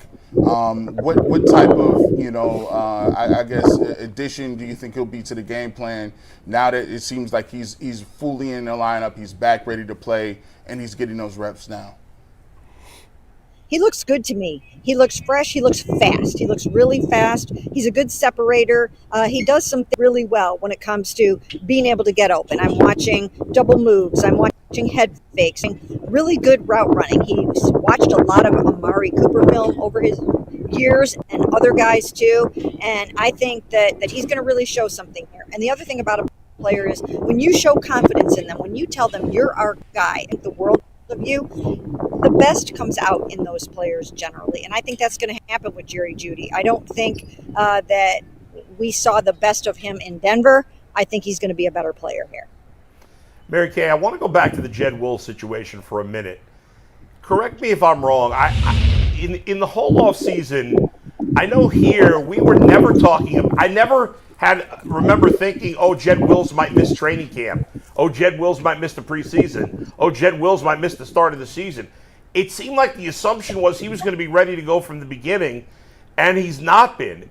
Was there? Did I misremember? Was there bad communication? Did he have a setback? Do we know anything as to why he seems so far behind what we expected him to be? There's mystery to it. There definitely is some mystery to this because he had his MCL surgery the same time that DeJuan Jones did in December. And DeJuan Jones got back on the field and started practicing OTAs, which is what the Browns really, I think, expected Jed to be able to do too. And for one reason or another, it hasn't happened. I've asked if he's due to have maybe a second procedure on this to redo it. Does it need something like that? I've been told no. Been told he hasn't had any setbacks. But for one reason or another, Jed just hasn't been able to get out there, at least in front of us, and start practicing yet. Now, I do remember that when he was a rookie, he had ankle problems. He kept going out there on a bad ankle. I think maybe it's to the point where he does not want to play or practice really ready this time, that he's going to do it maybe on his own terms. I don't know this for sure because we haven't talked to him, but I just know that he kept coming back from a bad ankle, and maybe this time he wants to get the knee right before he goes out there. Mary Kay, this weekend's game is going to be fascinating because Dallas is a prolific offense. It certainly has been. It was last year. We know about all the weapons they have. We know about Dak Prescott. I guess the question would be, if the Browns happen to get into a shootout where the Cowboys are going up and down the field putting up big numbers, is it possible that the Browns offense can compete? Can they win a shootout? Well, the last time we saw Deshaun Watson play in a live game was in Baltimore, back out of that locker room, went 14 for 14, and helped combine to beat the Ravens 33-31. So he basically got in a shootout with Lamar Jackson in Baltimore. I think they can win in a shootout. I do. I really do. Again, a lot of it, all of it, or not all of it, but a lot of it is going to come down to how Deshaun Watson operates the new offense. Again, it's a new scheme that you're going to be looking at, and there will be some growing pains in this scheme. They have to figure some things out with those choice routes because those are decisions that the receiver makes based on what the defender is doing to him, and they have to be communicated. They have to both know exactly what the decision is going to be when X, Y, or Z happens. So that might take a little time for it to look like a well-oiled machine, but I think Deshaun Watson can go out there and play the kind of ball that the Browns need him to play to keep pace with the Cowboys. Mary Kay, I want to ask you about a Buckeye, Mike Hall Jr. I know he's starting the season off on the commissioner exempt list. Do you know how long, that's supposed to be? Is there any word or how long that will be, and will we get a chance to actually see him this season? No one is saying anything about how long he'll be on the list, and a lot of it has to do with the fact that they are in the middle of an investigation of their own, and some of it might hinge upon what happens with the legal process. And the next thing that Mike Hall has is a pretrial hearing on September 10th. I'm sure the NFL doesn't really want to do much until that all takes place and they see what the legal process is going to do. So I think that, it's going to take a little bit of time. He hasn't been out there practicing. I really would be absolutely shocked if he plays in this game. And if they take him off of that list before this game, I think that would have happened by now if that was going to happen. So I think we'll see what happens on September 10th. That'll be the next big thing. And then the NFL has to decide, is it going to suspend Mike Hall? Is it going to take him off the list, or is it going to leave him? Are they going to leave him on there longer? Mary Kay, let's wrap it up with your prediction for the game this Sunday. Who you got? I'm going to go ahead and pick the Cleveland Browns. And I think part of that is because they have been dynamite here at home, now Huntington Bank Field. They've just been amazing here. The defense has been lights out here. And I think that they're going to come after Dak. The defense looks really, really good. They've got to get CeeDee Lamb covered, but those guys are they're ready for this matchup. You've got Denzel Ward back from his concussion. You've got Greg Newsome back from his hamstring. You've got Martin Emerson Jr. really looking like he's poised to have a great season. So because they're at home, I'm going to go with the Browns here. If they were on the road, might be another story, but they have just been almost unbeatable here. Thanks, Mary Kay. We appreciate it. Appreciate it. Sure. Thank you, guys. All right, Mary Kay Cabot, Cleveland.com. Good talking with her. The Jed thing remains a mystery, guys. There is something there to it. I don't know what it is, but the interesting one is you know what? When she was saying that, it was times that he had an ankle injury and now all of a sudden I remember that. He might not want to go out there until he's 100%. Well, you also got to remember, like, this is a contract year. So right. If I put bad tape out there, that's taking money out of my pockets. So I ain't going out there until I'm 100% healthy, which, by the way, that happens. I know a story of a guy who did that. It actually got paid. I couldn't believe it. But yes, that takes place in the NFL. When you're dealing with big dudes, sometimes it's different. Like, I done had an ACL in my left knee and right knee. My left knee is great. I'm like, oh, it's cool. My right knee, like, nah. My right knee is a child. It's a petulant child. It cries, it whines. I don't want to get up out of the bed. My knees hurt. Yeah, like sometimes when you're a bigger dude and you got that weight on you, you got swelling. The first thing, if you got any sort of swelling in there, it's gonna set you back. And of course, they're not gonna tell you. Then they gotta drain your knee. And then you're in this perpetual cycle where it's like, okay, I'm playing, but then I gotta sit out 2 practices. But you can't sit out 2 practices because you need the reps, right? And then you getting bigger. So it's tough. Like that's why I'm happy that at least 2 of the tackles, because all of them had surgery, Jawan Jones, Jed Wills, and Conklin. Yep. I'm just happy 2 out of the 3 can line up. Dustin, last thing before we move on and talk about the Guardians. Denzel Ward, we talked about this last week, but obviously you weren't here. I'm sure you talked about it on the radio show. Yeah. He's now had 5 known concussions. As someone who's had plenty of concussions yourself, how concerned are you for Denzel Ward and his future? Very, very concerned. I'm happy that they're protecting him and that the league has changed their stance on concussions. They finally acknowledge how dangerous they can be, certainly when you get to be like our age, when you're retired. Yeah. I'm concerned, like really concerned about it, because if he gets another one, like he's probably done. Remember we were on the air, this is like 8 years ago. What was his name?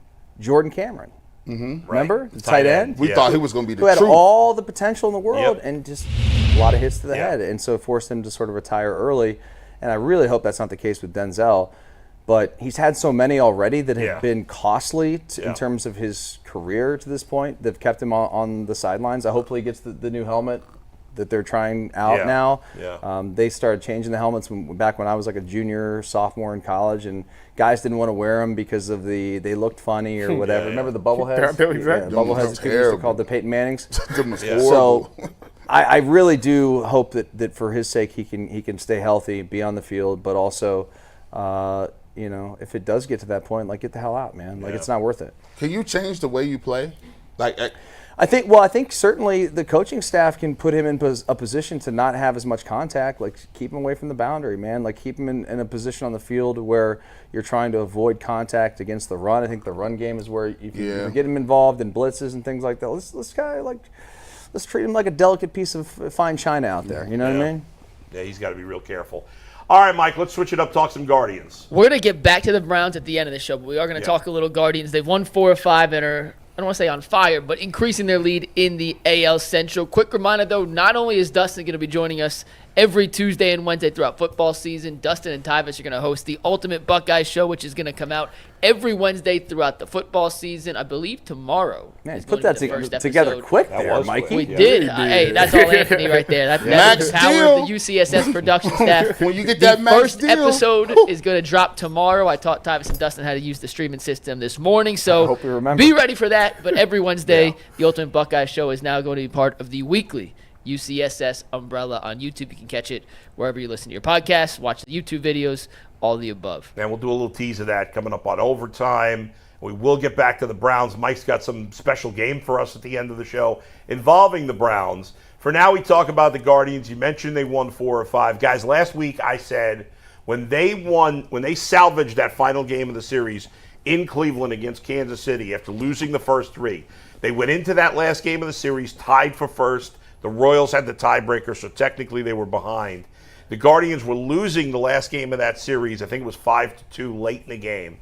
And they came back and won. And since that 7th, 8th inning, whenever that comeback happened, it's been totally opposite. The Guardians have played very well.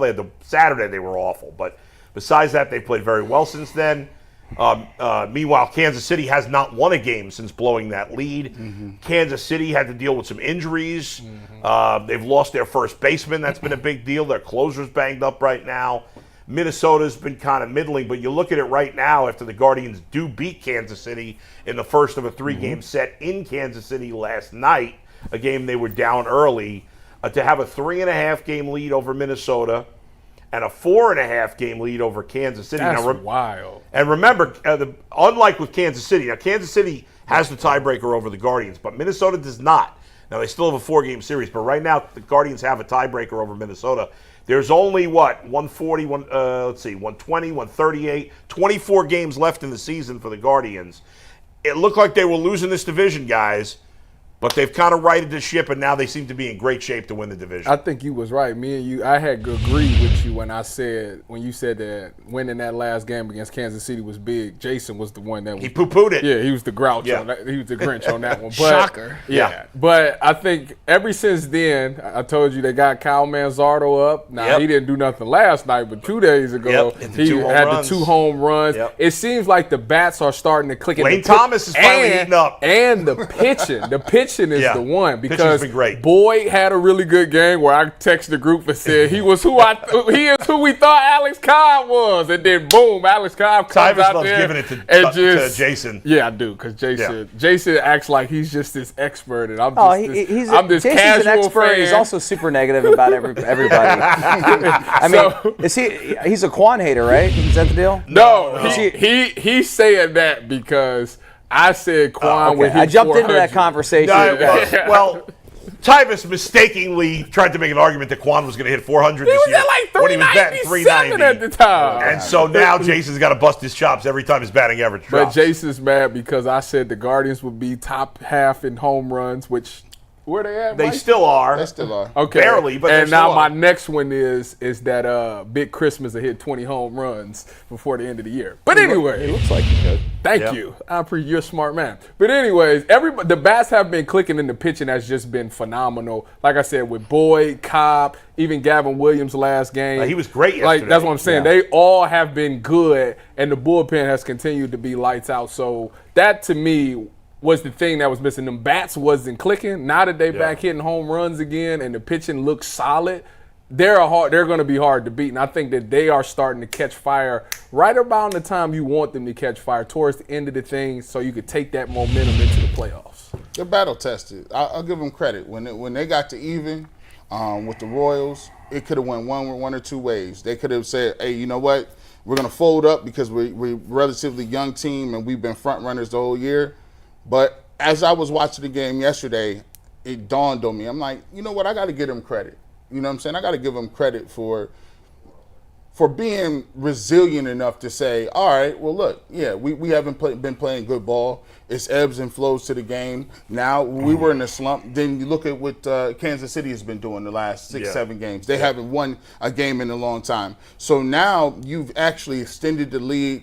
I like to have my leads by like 5 games.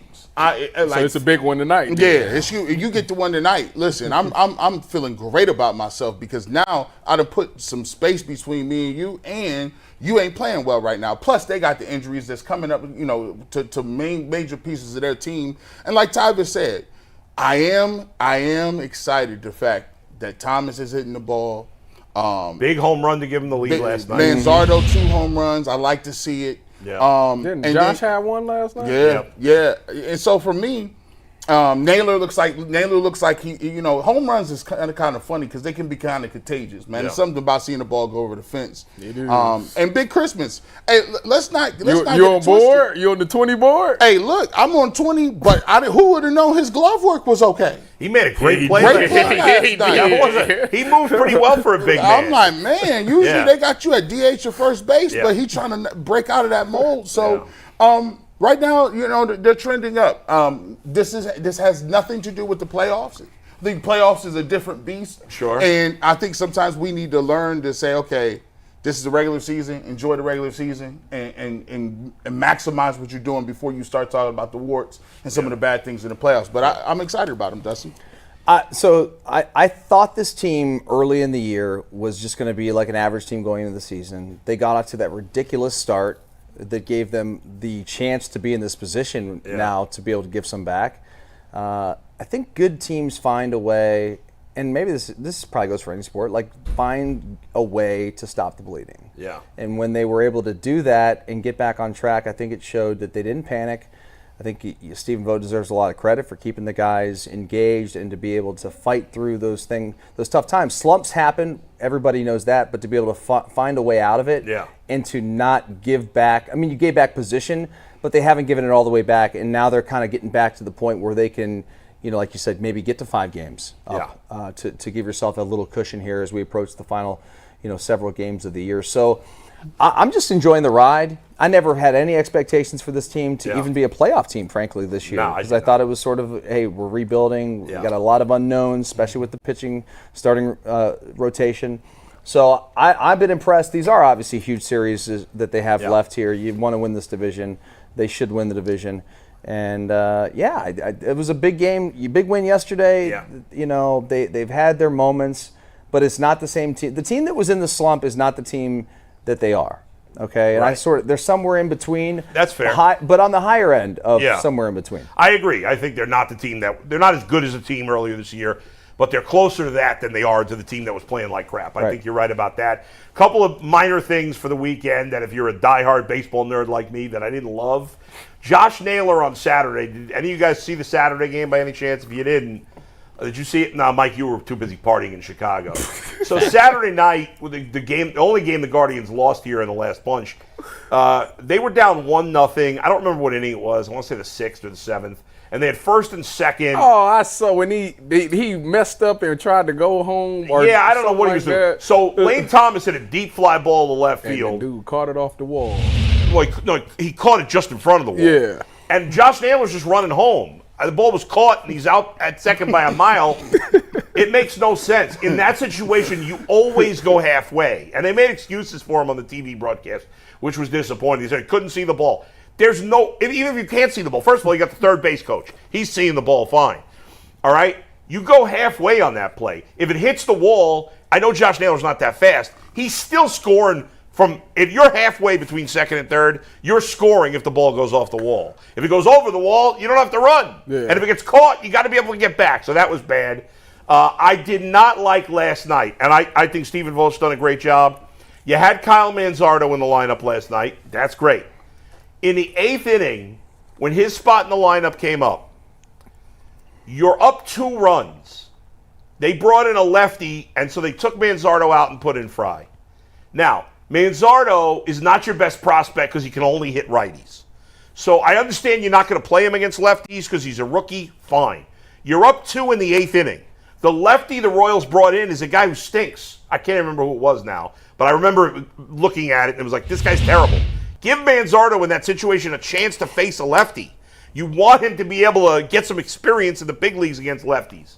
The third thing is really a minor thing, so I'm actually not going to get into it. But overall, Stephen Vogt's done a great job. Be nice if they could win this series in Kansas City, because after this series, you go play 3 games against the Dodgers. Right now, the Dodgers are the best team in baseball. Obviously, it's going to be a very challenging series. What's very exciting, if you're just a baseball fan, is you get to watch Shohei Ohtani on TV for a few days.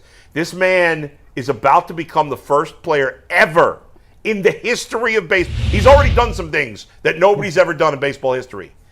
He's going to become, I think, the first player ever to get 50 homers and 50 steals in the same season. Where is he at on home runs right now? He's got 44 home runs, and he's got 46 stolen bases. We've got what? 26. I don't know exactly how many games they have left, but I think he's going to do it. No, there's only been 6 guys. By the way, Jose Ramirez has got a chance to do 40-40. And there's only been, I think, 6 guys ever that have done a 40-40. But nobody's ever done 50-50. It's crazy. You know what? I want to shout out the Dodgers because somebody was saying this. Like, yes, Shohei Ohtani is a great player, and they would talk about him and Travis Hunter, right? They're good and they got God-given ability. But you got to give credit to the people that give them an opportunity to do that. Like, when he had Tommy John surgery, how many organizations were like, no, you ain't stealing nobody's bases. Good point. We're not going to have you doing none of that. And instead of them saying, okay, well, look, you can't pitch, like go out there and show the world your other skill set. And who would have known he was out here running around like Ricky Henderson?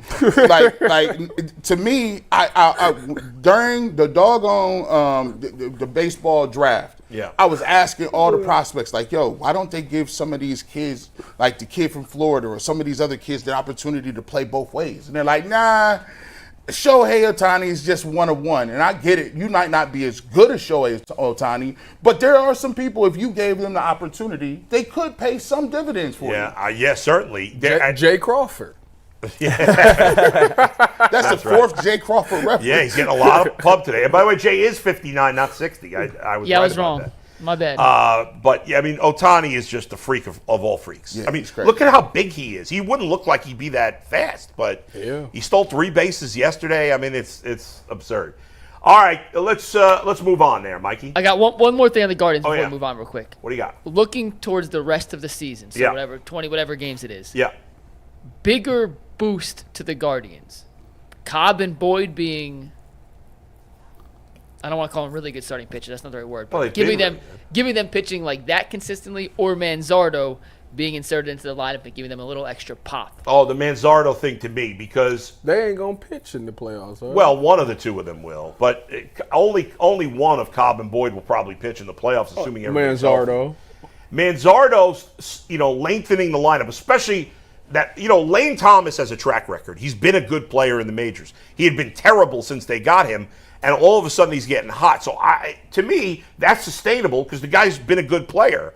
If Manzardo can reach his potential and give them some doubles and homers and have some power, now all of a sudden, now you got a good lineup through 7 instead of 5 if those two guys play well, and that can make a huge difference. So to me, it's that. Yeah, I like his the bats in the lineup, because when you was getting 6 through 10, you had a problem. Yeah.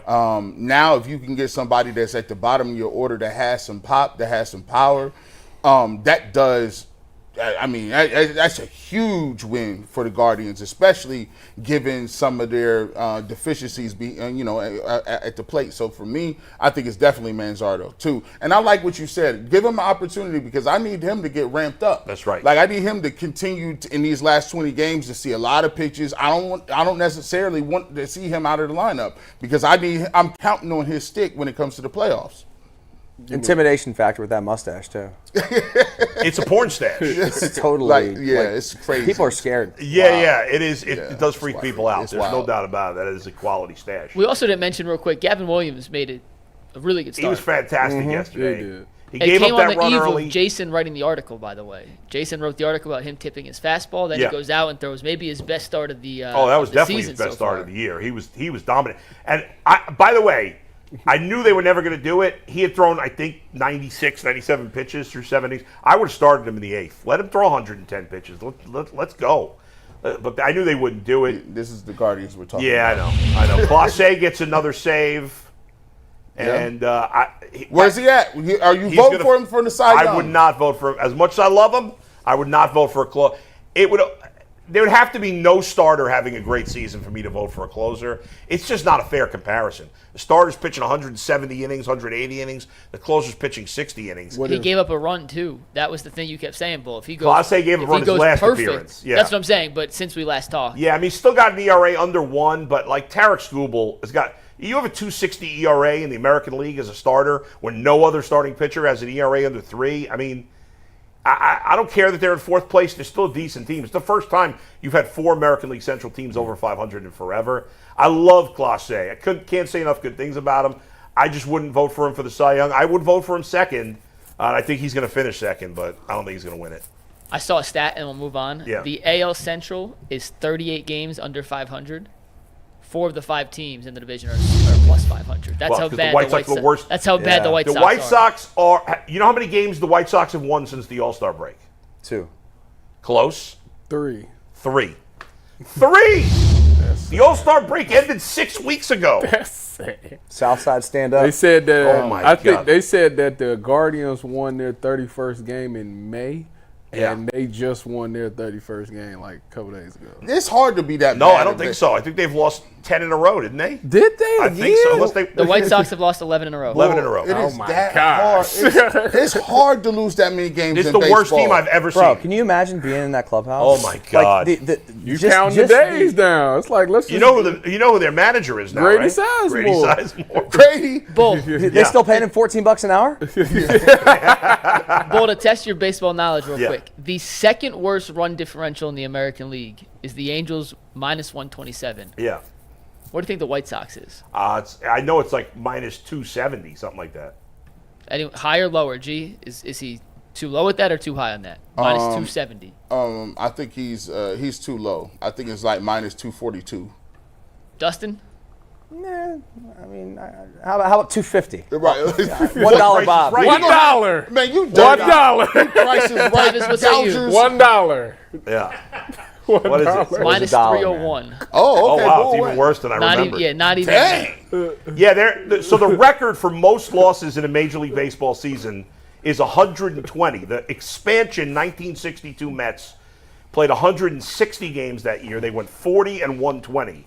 So the White Sox are what? 31 and what? 108. There's no way they're winning 9 more games. No chance. And it's They've baseball. won 2 since the All-Star break. 3. You can trip Three. into a win in baseball. Right. You can accidentally It bloop should be a single. impossible to be this bad. It should. Like, It should be. I mean, it's crazy. They are bereft of talent. How are those guys collecting checks? Like, do they feel bad, like going to bed at oh night? yeah. No. Yeah. No. Oh, yeah. That money's still spent. Oh, yeah. What you talking Listen, about? hey, It's got to be like the yeah. major, like the movie Major League inside the clubhouse. Oh yeah, like before they turned it Guys around. got to be just like totally 1 foot in the parking Oh, my lot. God. Just They get can't the wait for the season season to over. be Oh over. my God. We went yeah. 1-10 my freshman year. I had seniors on the bus. We went to Buffalo and got blew out. You know, this is early 2000 Buffalo. We went there and got blew out, and it was seniors on the bus. Was that November too? Yeah, in December in Buffalo. That was just misery. It was misery. It was probably like a 50-mile-an-hour wind gust. Oh my gosh, they kept us on the trip just to What was play. the score? Like blow? 41-0. Oh no, I ain't never been a part And of then they that. took like us that. to Texas Roadhouse, so we couldn't get back for Halloween. I ain't never been. They're a part like, of yeah, that. you guys are not going to party. You screwed us. We're going to screw you. All right, Mike's got a new game for us Good now. rolls. Right. That's Go ahead, ridiculous. You crazy rolls. Yeah, it's not as much of a game as it is just some Okay. discussion points. But real Gotcha. quick, it is Tuesday, which means the Ultimate Brown Show is back tonight. G has moved the Ultimate Brown Show from Monday and Friday to Tuesday and Friday. And G. Bush, what you got cooking tonight for us on the Ultimate Brown Show? Hey man, first and foremost, shout out to the chat. I don't got my phone. So I usually send a shout out to the chat. I appreciate you. Let me know in the comment section how you like the new panel. You know what I'm saying? We're gonna have to do something. The budget is down on the Ultimate Browns. The budget's down. Like the max deal is here. We're gonna have to figure something out. They done told me there's certain topics I can't touch no more. They down to it's down to 20. said- Now I'm playing. We're gonna get into we're just gonna talk about, get into this game week, Cowboys week. The tackle situation. We're gonna do, I need y'all to pick some X factors. And don't forget, coming up, we got some t-shirt giveaways coming up too. We giving away t-shirts, man. The Kool-Aid Mafia is back, so tune in and you see how you can win. G, somebody in the chat said you look like you was involved with Shrimp Boat in the 80s. What is the chat? Is this on the YouTube thing? Yeah. Hey, shout out to the chat, man. Right now, man, listen. Do they? We got 2,000 live. Are they enjoying me on here? Or they hate me? What's going on? I don't know. Nah, You everybody's gotta happy. You got to ask Anthony Earl and Yeah, get yeah, a yeah. modern. I like the beer. We like the beer. Shout out. There you Let go. us know how we're rocking and rolling. All And give me a name for this hat, by the way. Hey, by the way, I said to Tyvis before the show, I said we were talking about wardrobe for the show. I'm like, it's pretty cool. Like you can just kind Well, of dress down like we're just chilling in the man cave. That's Yeah. the point. And I'm like, oh yeah, G. Bush always wears a hat, and he's like, he never wears a hat. And then you know what? You walk in wearing a hat. I didn't say that. That's You not- lost 2 bets. That's not what I said. I said G does both. He wears hats and sometimes he doesn't. Kind of remember it a little different than that. Wow. Type of Wow. Listen, I know what I But said. tomorrow I got another hat that's crazy. You'll never guess what it is. You can come up with a name for it. So you done with the panda? No. What are you talking about? I'm just. Done with the panda. Like, come on. He said he Paxton wasn't will wearing live hats forever. with the. with the You got a logos Mexican on panda it. on now. Yeah, listen, this is the late Eddie Guerrero right here, man. Latino heat. Man, you know All what right. it is. Before we get in trouble here, let's Save us, Bull. So, guys, we have talked about the same storylines all summer long with the Browns. Yeah, We have a lot talked of to them. Sean Watson. What will he do? What can he do to death? We've talked Yeah. about Ken Dorsey, play call. So I was thinking, what are some things we haven't asked about the Browns yet this summer? These are 6 questions. I can promise you we have not asked about the Okay. Browns All this right. offseason. So we're going to have some fun with this to wrap up Dustin's first show here with the Ultimate Cleveland Sports Show. The first question that we certainly have not asked this summer, if Mike Vrabel and Jim Schwartz were locked in a room and only one man can make it out alive, who survives? Mike Vrabel, go that's Bucks. That's easy. I mean, that's an easy one. Jim Is Schwartz this a is serious tough ass. question? Mike Yeah, I Vrabel, think- go Bucks. No It one's is- asked it yet, Yeah, Mike Vrabel is much younger. He would destroy Jim Schwartz, no? Even if they was the same age, Mike Vrabel, go Bucks. Yeah, this dude is. Yeah, I man, mean, that's easy money, bro. Like that's like Schwartz wouldn't last like 10 seconds. yeah, like that's beating up. Like that's a hate. no, It's I not mean- fair. Are you guys counting out Jim Schwartz too quickly? I think No, you it guys has are nothing to do with underestimating Jim Schwartz. I mean, Yeah. it would happen to It's me Vrabel, too. yeah. think he lets Have you one- ever been with Vrabel? No, That man is a psycho. There's a first of all, there's a strength difference, Yeah. age difference, size difference. size difference, Yeah. weight difference. It's like, bro, like he used to put hands on offensive linemen for a living. What are you talking about? I think he Like, could last more than 10 seconds. No, nah, bro. Have you ever shook his hand? no, Yeah, it hurts. you'd be scared. He's still lifting He's a- weights. He's really that nuts, huh? He's yeah, still lifting. he- Like He's like, racing Jameson winning. That man is in tip-top shape. like you. There's Let's a face it, I might be able to beat James. there's a in the race. grown man test. The grown man test Yeah. is you got to go at any given time. And Yeah. I didn't know this. Like 225 is a lot of weight. Do you know there's less than 3% of the population that can lift 225? I did know that. That's I wild. cannot believe That's that. Less than wild. what percent? Less than 3% of the general Really? population. So if you're a grown man, On the bench, It's even 225. less than that for people to be able to bench their own body right? weight. It's crazy. Yeah. Like so he I can just threw that he up can go in yesterday. any weight room, any gym, and put the 225 on and rep it. Therefore, he's physically dominating think Jim 97% of the population. You don't Probably got more than 225 no more? I did 7 at the combine. I was like Fred Smoot out here. That was not your strength. It was not my strength. The Fred Smoot, Mississippi. he did State. 2. He did 2 reps. Is that the Two lowest reps. ever?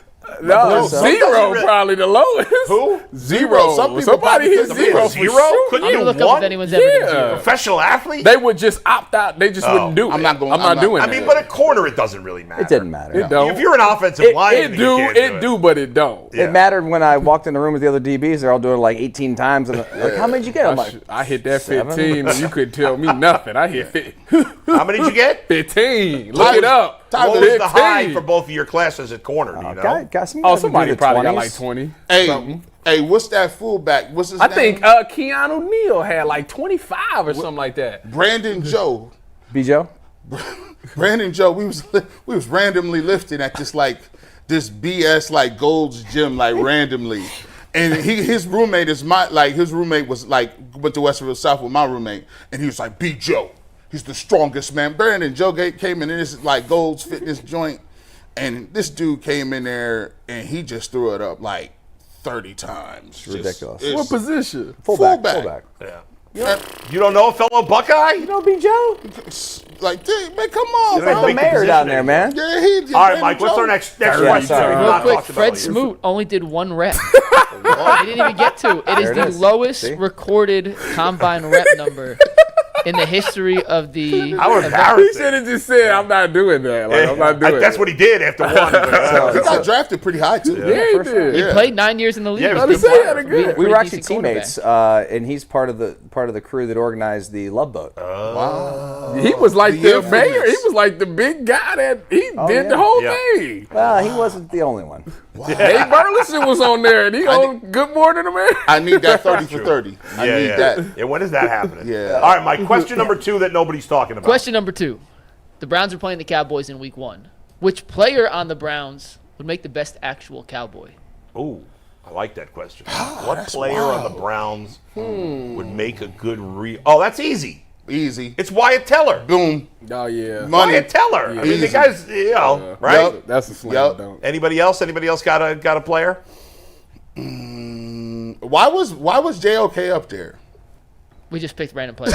Myles Garrett's from Texas. Are there black Cowboys? Charlie Heath. Yeah, come on, dude. I don't know. Ed Oliver. Yeah, like there's lots Ed of Oliver White. did, yeah. Hey man, when you go to Texas, it's a whole nother world down Yeah. there. They got You You ever seen black Von Cowboys. Miller, dude? Yeah. Von Miller's He's a in there. cowboy? Yeah. He dude's in didn't there know. with the cowboy hat singing George Strait. He do be doing that. They don't. Von Miller is a very interesting cat. When I got to Denver, Yeah. he was like a very interesting, cool. Very but he interesting cat. cool though, like the coolest dude I met in the league. But he's interesting. Wyatt Teller's that. That's that. Yeah, it's easy. I think he got a ranch somewhere. Yeah, he gotta probably rank do. somebody. Isn't it JOK, the one that sings the Eric Church? The country? I don't know. Yeah. Yeah, that is JOK. Yes, he doing? JOK. Jason. What is he he walks doing in here? with his shades. It was us. Dustin, what are you doing here?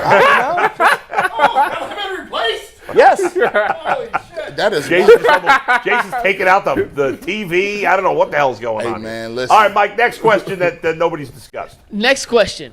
Which group would win a pizza eating contest bowl? The Browns offensive line or the Browns defensive line? O-line.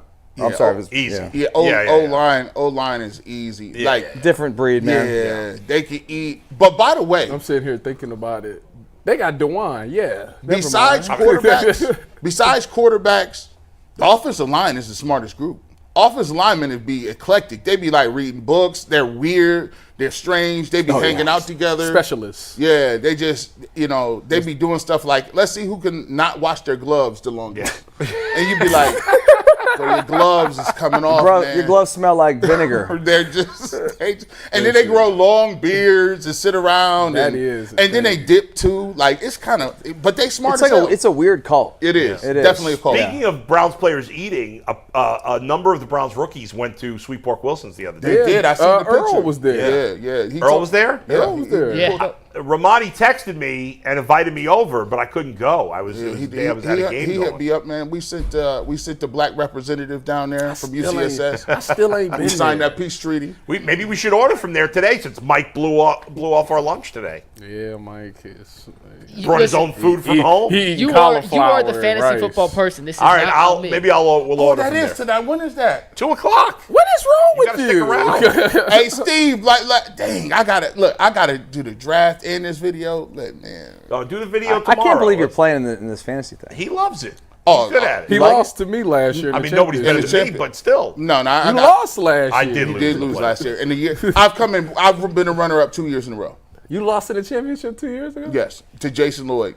No. No, there was- you did. I said It that was was the It was Final Final Four. Four. Final Final Four. Four. Yeah. Bro, you don't want me in fantasy football. I'm the guy that people hate. He's 'Cause out I to forget lunch. to set lineups. He's out to Yeah, right. I don't respond to trade No. requests. Who's Nothing. the worst? Nothing. Him or Tim Couch? Tim was in our group last Equal. year. Well, what happened was He's out to Dustin was in this fantasy league Forever. out in Canton. And then I basically. And then I joined the league, but then I had to team up with him because he was just like lost I in the soup needed. on his own team. Basically, he was the GM Yeah. and I was Jimmy Haslam. Yeah, that was it. That was it. Wait. We won. Tim was We pretty did. bad because my friend had to draft for Tim. Yeah, listen. Yeah, Tim was bad too. Brad was bad too. Yeah, Brad was bad. Brad drafted a I forgot he Brad did. drafted Cade York in like the third round. What a Fifth mistake round. that is. Something just like the Browns. Yeah, right. That's right. Never draft a kicker. Never draft a kicker. Never draft a kicker. All right, Mikey. Next question that nobody's been talking about. Brad beat you, and you had to like set his lineup up for him or something I like did. that. That's kind of wild. I realize I may have worded this question a little weird, Oh, boy. but I'll explain it. The way I worded it, and I kind of regret wording it like this, but will the Browns have the NFL's best Chubb in 2024? And this was going, will Nick Chubb... It's Nick Chubb versus Bradley Chubb. We don't know what Nick Chubb's going to do. I Bradley know Chubb Bradley hurt Chubb's also? hurt and was placed on the IR. So I guess I'll just ask you like this. Wait a minute. Will the Browns have the best Chubb in 24? You made this graphic? Anthony technically made it. Both of y'all, first of all, both of get your y'all heads out of out the line, gutter, man. Yeah, You really. guys. Y'all out of line. I don't even know how to answer that. I don't know if I want to answer that. I'll answer it. The Browns will have the best Chubb this year. There's no doubt about it. Nick Chubb is going to have a big second half. He'll be a little slow out of the gate week 5 and 6. But by week 10 and beyond, He'll be close to being old Nick Chubb. I need numbers, though. I got him down for 772 rushing yards, as well as 7 touchdowns. 7 touchdowns. 7 touchdowns. If he plays 12 games, I bet you he does more than that. I bet you he gets 1,000 yards in 12. Nah, it's pushing. That's crazy. Yeah, I'll go say 850. 850. Okay. 850, 8 touchdowns. Okay. I think that he'll have a good year when he comes back. I also think that we are looking at Nick Chubb like he's Superman or like a superhero, and I think it's unfair. It is. Because what he had was a very significant injury, and he's also getting up there in age. I mean, he's not like a rookie again. Yeah. He's had injuries in the past with his knees, and I think he'll come back and be fine. He'll have a good year, but like to expect him to be, you know, what he was last year, or not last year, but prior to that, you know what I'm saying? Like, I just think it's unfair for him to have those expectations put on him this year. It's completely unfair. I mean, the only person I remember coming back and having like the best year ever was AP, Adrian Peterson. Right. But he's a freak. Now Nick's a freak too. He That's why there's a possibility. He is, but like I always thought, like there's no way Adrian Peterson could do it. Right. He did, but I think that in the back of our minds, expect it is unfair. We're thinking, oh, he's just going to come back to like AP and rush for 1,000 yards, right? Like in and he might, half the but games. the odds are against it. So he's going to be great. But let's just let's not put too much pressure on the kid. No. And they're going to be careful with his usage, especially when he first starts playing. So the question is, who's going to have a better year, Bradley Chubb or Nick Chubb? Yeah.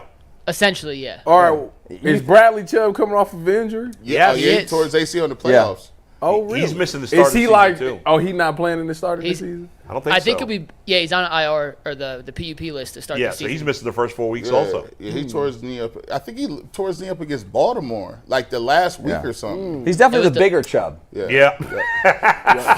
The bigger one. Pause. Dustin fits right in. Yeah. All right, 2 more. Yeah. Bull, this one I'm kind of leaning on you here. Okay. Which AFC North city has the best collection of celebrities? Leaning on me? What do I know about celebrities in Cincinnati and Pittsburgh and Baltimore? Because you're the movie guy. You know everything about I don't TV. know who's from what city. I don't know that. It's definitely Cleveland. Cleveland, yeah. We got Halle Berry. Yeah, who's got somebody better than that? Halle, Steve you tell me. Harvey. Steve Harvey's not a I was thinking movie star. What? Movie star. Wait a second. Yeah, what are you talking about? He's not a movie star. Really? It doesn't have to be movie stars. I know, but in my mind you were asking movie star because you said I watch movies. I realized he just asked as a celebrity, which Steve Harvey is. How is he not a movie This man star? had a whole. He's not in movies. This man had a whole sitcom for like That's 30 not a movie. years. It's not a movie. Now here, You say he's an actor. What was he Yeah. in? See, this is why I ain't got my phone off the top. Like I don't listen. He was in. Oh, what's the name? He was in JK Promoters, wasn't he? Was he in that? No, he wasn't in JK. That was Cedric. Let me look up his Yeah. discography. Give me his discography. Well, we got Drew Carey also. Right. MGK? MGK. Yup. Is he act? Oh yeah, he was in. I watched something recently that he was in. He had a small role. There's a movie on Amazon Prime called Jackpot. Very funny. It's with John Cena and what's her name? Aquafina, I think is her name. I don't know. People know who she is. Anyway, it's a funny movie, and MGK was in it. He had a small role in it, but he was very good at it. Who does Cincinnati have? Baltimore and Pittsburgh. Can't think of anybody He famous. was in You Got Served, Racing Stripes, Johnson Family Vacation, Love Don't Cost a Thing, Fighting Temptation, Stink Like a Man, and the original Kings. Doesn't sound like any of those movies are any good. But Original Kings of Actually, Comedy. all is of a them. classic. All But of that's it not was a pretty real good. movie. It came out in theaters. But I will say, All of it was good. if you think about it, Tyvis, if you just Google like movie stars or famous people from Cleveland, I don't think nobody's famous from Pittsburgh. is there anybody? Who's the biggest celebrity from Pittsburgh? I feel like there is somebody famous from Pittsburgh. Christina Aguilera is from Pittsburgh. Wiz Khalifa. Okay. Wiz. That's true. Taylor Baltimore Gang. has Jada Pinkett Smith, David Hasselhoff, Penn Badgley, None Anna of them. Ferris. I like Penn Badgley. None of them are bigger than Cincinnati Halle has Berry. nobody because it's a poverty city. Yeah, I mean, DC's got DC area. Metro's got to have like Yeah. I forgot about Baltimore. Yeah. Dang. I'm still going with Cleveland. All right, next one, Mike. Last one. So Aditi was going to be on the show today. Yeah. So this was based off Aditi being on the show. But how many Aditi Kinkabwalas would it take to tackle Myles Garrett in an Oklahoma drill? Oh, my that's a goodness. great question. a dozen. Yeah. Probably I think a 12. dozen. I don't think a dozen's enough. And by the way, It might not be enough. In Oklahoma drill? Oh. and You need like 20. clone lives matter, bro. Like Some of them Adidas clones is dying on contact. Man, listen. like true. dead, like no longer with us. I didn't know he said Oklahoma drill. Bro. I think we died. Yeah, like They not. First of all, Do you know my neck? They're not tackling him in Oklahoma drill. like on And you couldn't even get 20 people close enough to tackle him together. like facts, because if they started off with like any sort of gap, They in, do. like, It's space, Oklahoma. He's just going is, to the house. Is linebacker with ball carrier and 2 defensive linemen versus 2 offensive linemen. No, Oklahoma just when you're lying on the ground. That ain't no. We all got different names for these That's drills. nut Right. cracking. Yeah. That's what that is. That's what I was referring to. I'll that's defer to good. the pro football Oh, players. I mean, On what? they know what Oklahoma That one is. right Oklahoma there. drills basically become a standard phrase for any hitting drill that we used to do with kids. Yes. Like bull in the ring talking is about- one. But I thought it was originally 2 guys standing Hoot there and holler. colliding, right? Right? Yep. That's what I was getting Nut at. cracking is when you lay down 5. Yeah. That's what it's called. And then 5, and you spin. They blow the whistle. You spin spin up around, and get you up, hit and each you other. run. Yeah. That's exactly what I'm thinking. Oh yeah, that's not Nutcracker Oklahoma. drill. That's not. They don't do that anymore, When you do say they? heck no, Outlawed. but I I hope tell you what, that drill right there, when you a kid, you gonna find out if this is the sport for you or That's not. true. Because you'll see people Real like, yeah, fast. this ain't. You not a football player. It's not my thing. This ain't for that's- me. I'm gonna that's- go hoop or something like Hey, that. yeah, that's wild though. Like, but those Adidas clones are dying on contact. Yeah. Like at least the first For 6 sure games. they Bo, are. give me a number because we got 6 super chats. There, So. I can't give you a number. There is no number because the amount of Adidas you would have to stop him is too many that you couldn't really tackle him. They couldn't all get a hand on him. There's Agent Smiths and then there's Agent Adidas, and those Agent Yeah. Adidas can't like they're just. It's not. Nah. It's like The Walking Dead. Like you need the zombies. They're like these video games Right. you play, Yeah. and they get Yeah. all these things just coming at you. Yeah, Yeah. you need like it. Right. It have Bite to be, their neck. It's too Bite much. his neck. It's too much plot armor. You got to give Nah, it's Adidas impossible. like They would venom need, or they something. need weapons, man. Yeah. Aditi trying to tackle who is it again? Myles Oh, Garrett. Myles Garrett. Aditi trying to tackle Myles Garrett. Like if you imagine that in your head, it's the funniest thing. It's scary. It's scary. I'm about to say, But it's funny also. I think he'd really like Yeah, put that's her a in the horror hospital. movie. Like, All right, here we go. Super All right, chats. Mike, super chats. We hit have us. 6 super chats. First one comes from our guy Skilly. Effing yes. Welcome, Dustin Fox. I literally would listen to the Odyssey app on replay just to hear you and Bull talk. Great addition. Welcome to the show. This is going to be the Thank absolute you. best show ever. Great addition, guys. Well, thank Yes. you. Thank well you. said. We appreciate Yeah, the love, good, Skilly. good to be here. Good to be back with Adam and the crew. G. Bush worked together for a long time. Tyvis I've known for quite a while as well, Yeah. and we're Buckeye brethren. So it's a piece of cake. There it is. Easy, cake, easy easy peasy. Gleazy Baby 43 says, course. regarding the slogan for the new stadium for these next 20 years, how about back the Browns at the bank? Let's go Cleveland, go Guards, go Browns. No That's a offense. lot- that's a lot of terrible. words, dog. That's back real the wordy. Browns at the bank.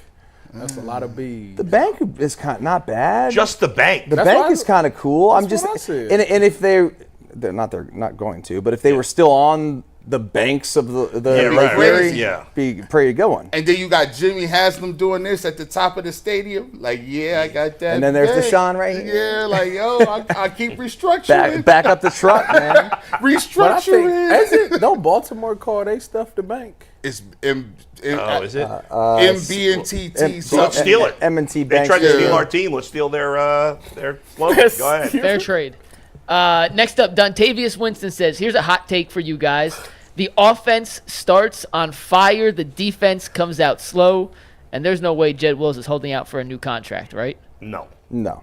Oh, Who do you no, think he that's is? not even an option. Only superstars do that stuff. Yeah, the first scenario is certainly possible. Yeah. I mean, Yeah, I you don't. never know. I don't have anything tangible to say that they will, but I mean, it's certainly possible. Yeah, you never know. Weird things happen. It's Right. opening day. Go ahead, Mike. Next up, DB Dog 21. Guess Jimmy Haslam found a source for capital if they have to fund the Dome on their own with a 20-year deal. Big win for Huntington with their name on a new dome. Plus, they just changed the rule in the NFL that you can privately finance 10% of the team. So, Jimmy Haslam get a few million, millions of dollars just doing that to shout get out, money. Man, shout out to Taxpayers shouldn't pay for any of these things. He keep them dudes. He keep them Ivy League dudes on retainer for a reason. Y'all not about to slow his money down. I just want to know if I get like a Huntington credit card, do I get like bonus points rewards Gotta for find using out. it at their stadium. They keep declining Maybe. me, so I don't know. 2 more. Go ahead. 2 more. Zach Huffman says, it's so great to hear Bull and Fox together. We actually just got 1 more in here, so Yeah. we'll get these 2 in. Yeah. Justin says, Bull, is Jose close to a Hall of Fame lock if he gets a 40-40 season? It's funny that you know what? I'll answer that question on overtime. Okay. Yes? No?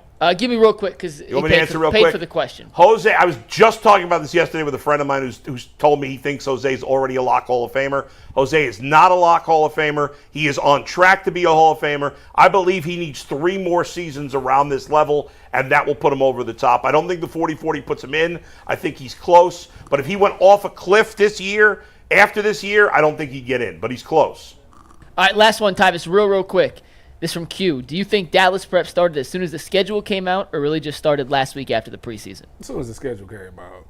Because nobody pays attention to the preseason. They knew what they had coming. They knew all the injuries that they had. They started game planning this a long time ago. Now, it wasn't like full-fledged game planning, but as the preseason went on, it got the intensity of Dallas picked up. Because it's like the starters ain't playing, so you need to be studying Dallas. Go ahead, Mike, real quick. And real quick, Ant. Hey, happy birthday, Mom. Happy birthday Happy to Mama birthday, Antonelli. We'll see you on Overtime, Ultimate Cleveland Sports Show. Peace.